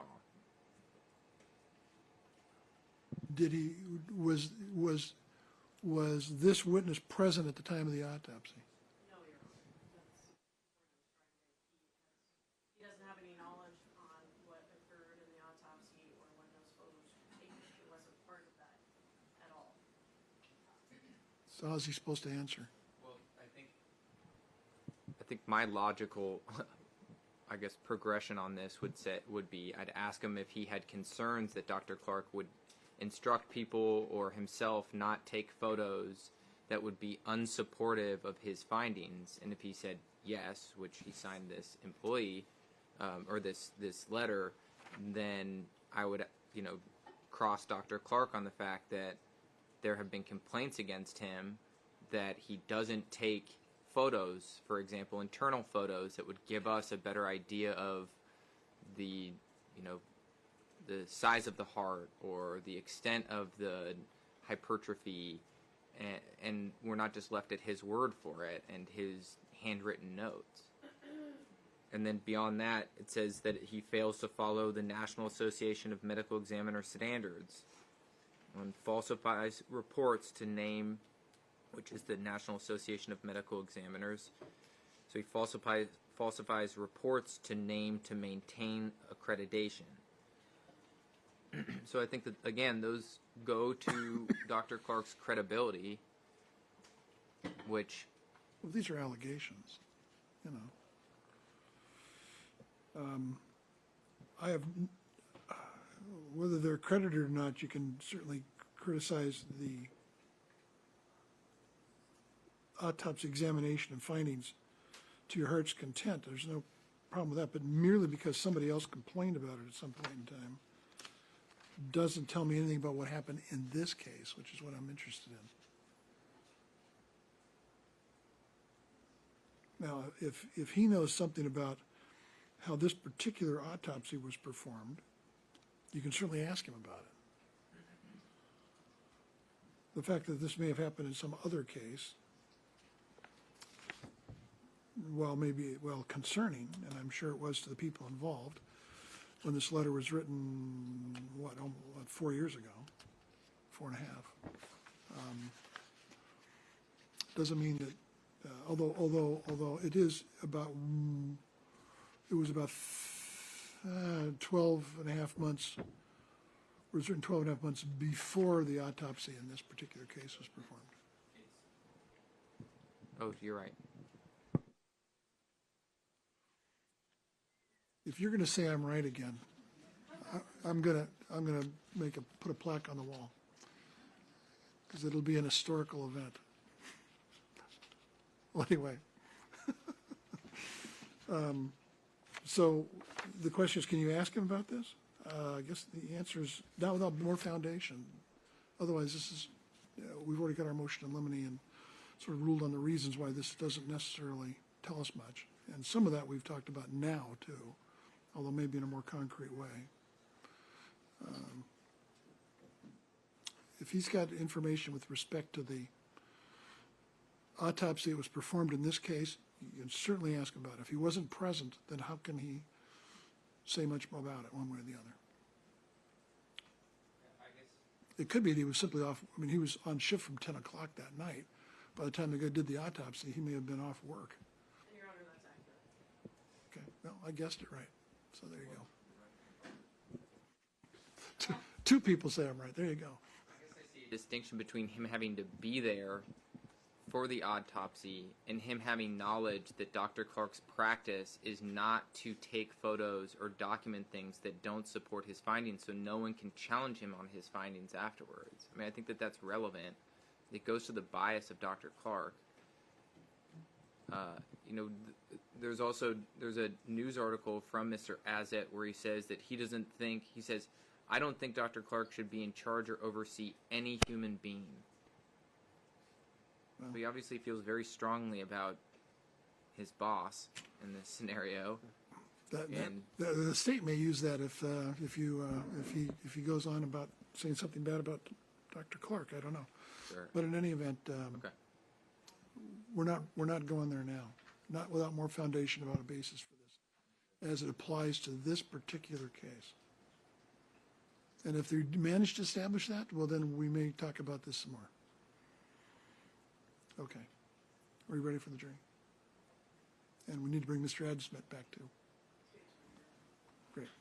Let's do that.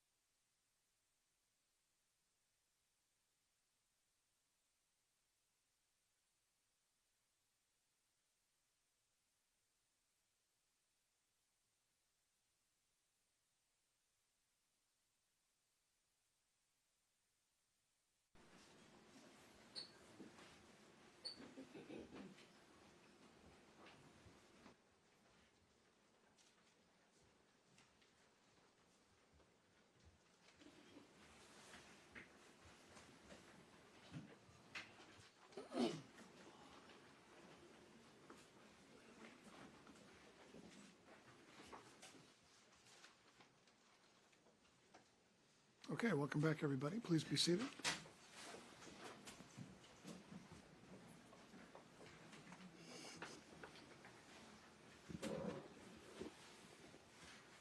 Continue when you're ready. Mr. Asset, a few more questions.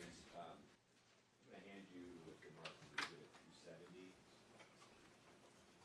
Take a look at this and tell the jury what it is. 270 is the Pierce County Medical Examiner's Office personal property and money form. When an individual comes in, we document what they came in with, any property or evidence that came in with them will be documented on this sheet. Okay, and is that a form you're familiar with? Yes. Okay. Could you flip to base number 525, bottom right there?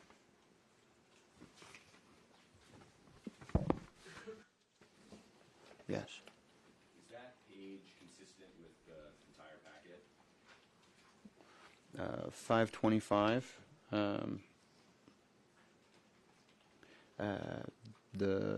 This is the investigator notes, and yes, Okay, are those the notes you entered? I wrote this. Yes. Okay. Do you see a note about excited delirium? Yes. Okay, can you tell us about that? Again, this is in the place injury incident section. It is preceded by M, attacked TPD patrol car, no firearm, excited delirium, handcuffed, unresponsive. Sorry, I'm having a hard time. Oh, okay. Start. Okay. M, attacked TPD patrol car, no firearm, excited delirium, handcuffed, unresponsive, and then below it says fingerprint scanner only. This looks like information that came from discussion between myself and individual at the scene, most likely Detective Leffelholtz. Okay. Okay, gotcha. All right. Shifting gears real quick. Your Honor, there's Exhibit 280, I believe, has been admitted. I would like to publish it. Well, let me check. Correct, 280. Could you zoom in? Wait a minute. 280 has been admitted. Go ahead. Could you zoom in a little bit? Mr. Azet, do you notice on this exhibit, and I don't know if you can see it on your screen or if you want to come up here, but do you notice a few white specks on Mr. Ellis's left hand?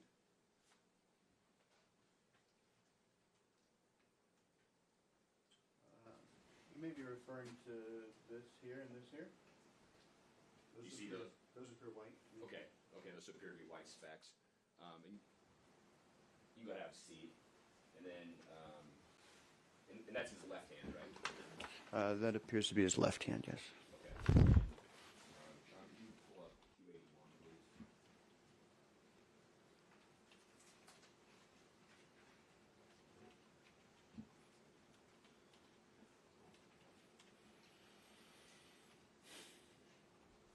And same deal. Zoom in a little bit.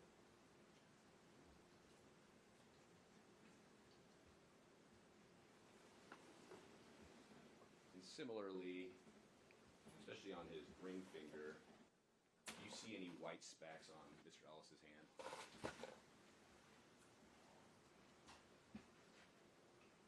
I see what appears to be white here.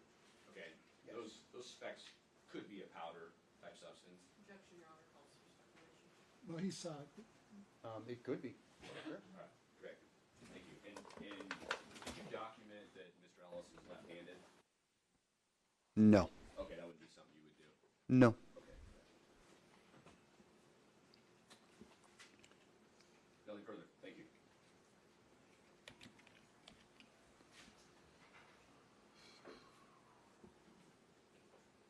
Mr. Conrad, whenever you're ready.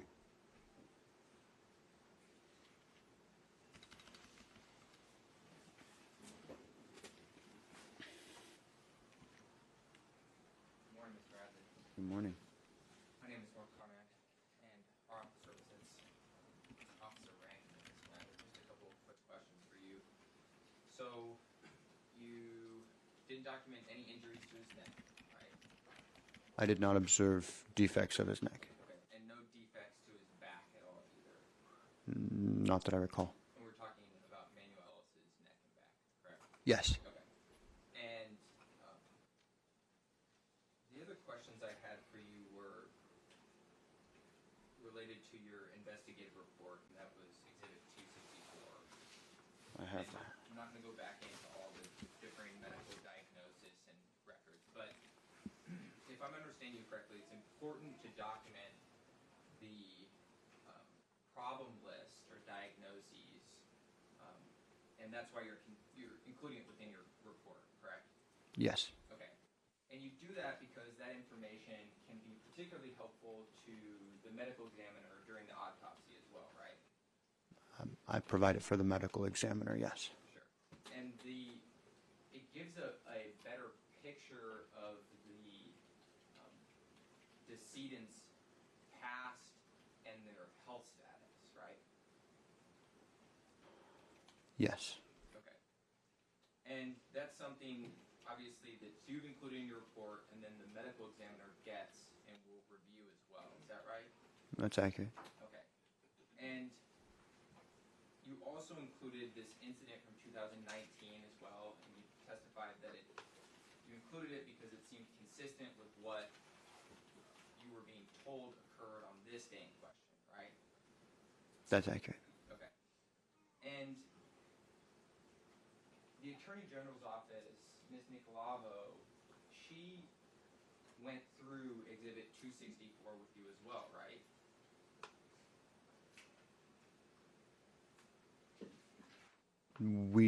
Yes, the 264 was discussed. Sure. Yesterday, on direct examination, there were a number of questions to you posed about your report in this matter. Yes. Okay. And your report hasn't changed since the time that Ms. Nicolavo was asking you questions about it, right? Not that I'm aware. But she didn't ask you a single question about his medical history and the diagnoses that he had. Objection, Your Honor. This is argument of It sounds like it's objectionable, but I haven't heard the whole question. What's the question? Ms. Nicolavo did not ask you a single question in direct examination about any of the medical records and problem list that you included. What's the relevance about that? Is the question, isn't that right? Isn't that how the testimony went? That's what I'm expecting him to say, Your Honor. No. All right. Well, objection sustained. Okay. He has no control over what he gets asked, I understand that, but so he can't really comment on it one way or another. sure. So let's have another question. Okay. I don't have any other questions. Okay.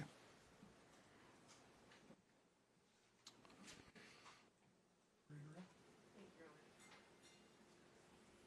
Mr. Isaac, when you testified yesterday,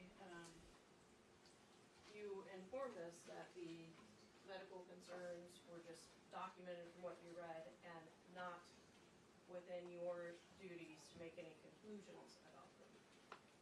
That's accurate. Jack, believing I'll let it stand. It's hopefully foundational, although I suspect not. It was directing them to the. All right. Thank you, Your Honor. And when you document those conditions, those are conditions for past experiences for Mr. Ellis, Yes. and not documenting any current conditions. I'm going to object leaving again. Sustained. Do you have any knowledge at all about about Mr. Ellis's current conditions on the date of his death? I did not observe any medical encounters from the date of the incident.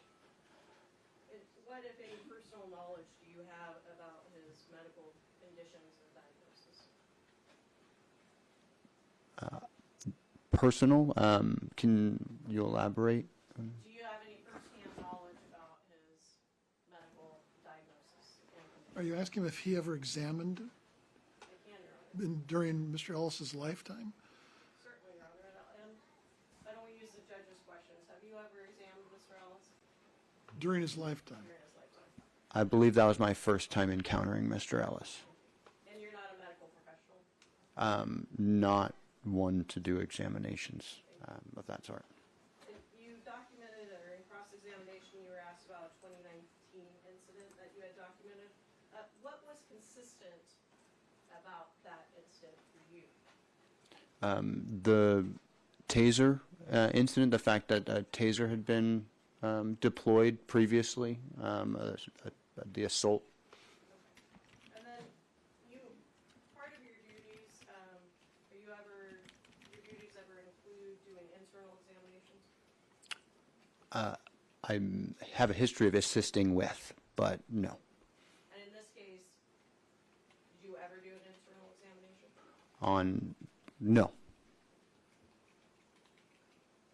You were asked some questions by Mr. Kurtzer regarding the patrol vehicle and what's been marked as 2670, Defense Exhibit 2670. Did you ever see those markings on the patrol vehicle when you were on scene? I don't recall observing this perspective. No. Do you recall the window being clean when you were at the scene? I remember the passenger side window. I do not remember anything remarkable on the passenger side window. And you were asked a few questions by Mr. Arvins regarding white specks on 280 and 281, I believe. When you were examining Mr. Ellis, if you had noticed those specks, would you have processed his hands for any substance? No, I don't believe so. So there's nothing significant that you observed on his hands at the time? Not that would warrant, or not at the scene. I did not.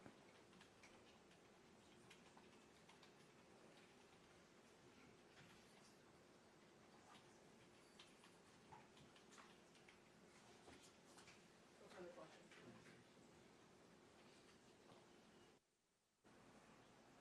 Mr. Pritchard. Thank you.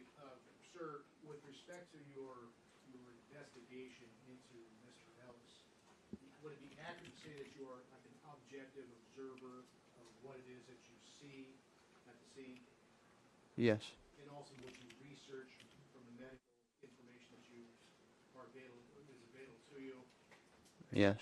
Is there anything in your research of Mr. Ellis's medical history that suggests to you that what you documented in your report was not accurate? Not that I recall. Okay, thank you. That's all I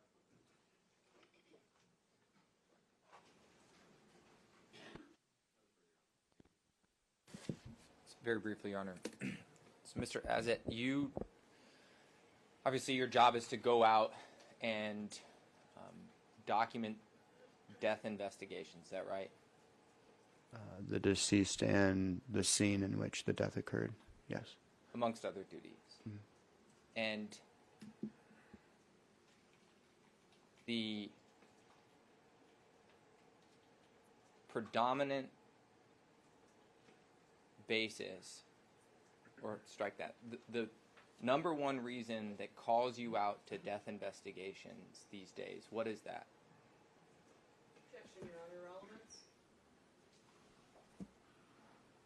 What's the number one reason he gets called out on the scene? Sure.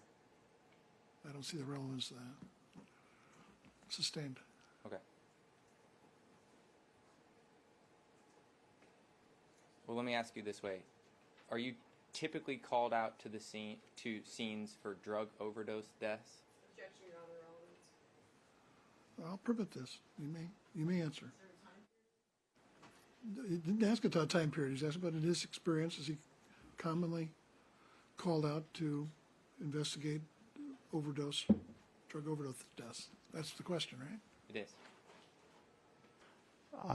I investigate a high number of drug-related suspected deaths. Okay. I don't have any further. Thank you.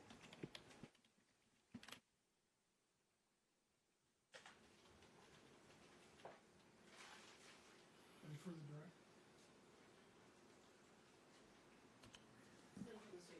Any further cross? No, thank you, Judge. No? Okay. Thank you, Mr. Edsett. You may be excused. Thank you. Don't take any of our exhibits with you. Leave those all here. Yeah, just leave these here. Just leave them there. Awesome. Thank you.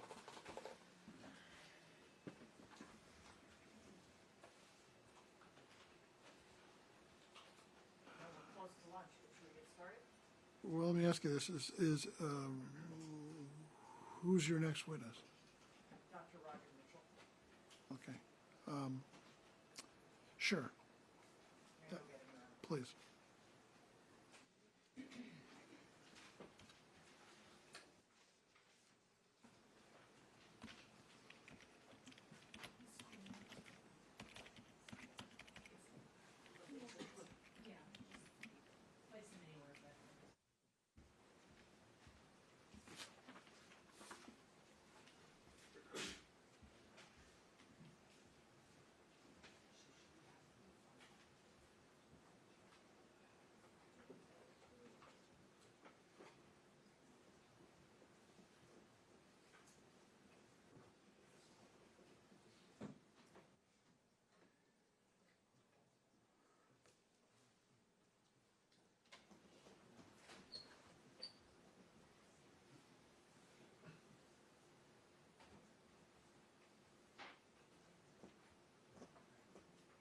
Yes, sir. Please come forward and write it down here. Please raise your right hand and be sworn. Solemnly swear or affirm that your testimony in this cause will be the truth, the whole truth, and nothing but the truth. I do. Thank you very much, sir. Have a seat right here. Good afternoon, Your Honor. Right, not quite. Good morning. 6 minutes to go. Please have another. Please state your name and please spell your name. Roger Mitchell Jr., ROGER MITCHELL. Dr. Mitchell, what kind of a doctor are you? I'm a forensic pathologist. And can you tell the jury where are you currently employed? I'm currently employed at Howard University College of Medicine, Howard University Hospital. And what's your role there? I am the chair of pathology for Howard University Hospital and College of Medicine, and also serve as the chief medical officer for ambulatory care. And can you just tell the jury what that means to be the chief medical officer for adult ambulatory care, please? Functionally, we have about 28 clinics that we support patients in the community, from OBGYN to cardiology to surgery. And as chief medical officer, my job is to ensure patient quality and safety, as well as support the physician enterprise, making sure that the doctors have everything that they need. And what does it mean to be the chair of the Department of Pathology? Pathology in a hospital provides support for surgery, so any tissue that comes off of a body during surgery goes to the pathologist to look under the microscope to establish the diagnosis. There's also a large laboratory, so all the blood and any fluids that come off of a body go to a laboratory, and that laboratory issues a result to the clinician, the physician that's actually dealing with the patient. The chair of pathology supports and leads those two hospital enterprises, as well as I teach medical students and residents. And how long have you been at Howard University in this role? It'll be 3 years in March. And can you tell the jury just kind of generally what is your work at Howard University involved? Day-to-day is mostly administrative management, budget, looking over quality and safety related issues, as well as teaching medical students, residents, and ensuring the adequacy of pathology care for the patients that come to Howard University. Can you tell us a little bit about your teaching responsibilities at Howard University? What do you teach? October's a busy month for me. I teach cardiac pathology, And also, yesterday I had a lecture on respiratory or pulmonary trauma, as well as all the things that go along with that, including areas like aspiration of fluids, hypoxia and its effects. And I teach second-year medical students that. And then residents, I do resident teaching. I'm on the autopsy service for the department and provide support for the autopsy service. And you mentioned the term hypoxia. Can you just tell the jury what that means? It's a lack of oxygen delivered to tissue. And you said that you teach that to second-year medical students? Yes. And can you just give us a general idea of what you teach them about as it relates to hypoxia? We talk about the general mechanisms, what happens at a cellular level when there's a lack of oxygen, and what happens clinically, how a patient responds to a lack of oxygen. And how long have you been a forensic pathologist? I finished my fellowship in forensic pathology in 2007, so I've been practicing as a forensic pathologist since then. And since that time in 2007, have you always been involved in teaching responsibilities? More now over the last 3 years than I have in the past. In the past, I've taught forensic pathology fellows and did guest lectures when requested. And can you tell the jury, in your current position at Howard University, does that involve any, I'll call it hands-on work, as opposed to administrative duties and teaching duties? Yes, I perform autopsies, hospital-based autopsies right now. And how often do you perform hospital-based autopsies currently? The hospital-based autopsies, I may do about 5 a year for Howard, and then I also do review of second autopsies as well. And do you perform autopsies with respect to the teaching that you do with students? Yes, students and residents. And what are you teaching students and residents with respect to autopsies? What do you cover with them? Oh, I teach them how to do an external examination, how to do an internal examination. I teach them general physiology, how the body works, pathophysiology when there's a disease or injury that leads to the death. We look at the organs grossly, right out of the body, and I teach gross pathology, and then we look at the organs under the microscope, and I teach microscopic anatomy as well, both normal and abnormal.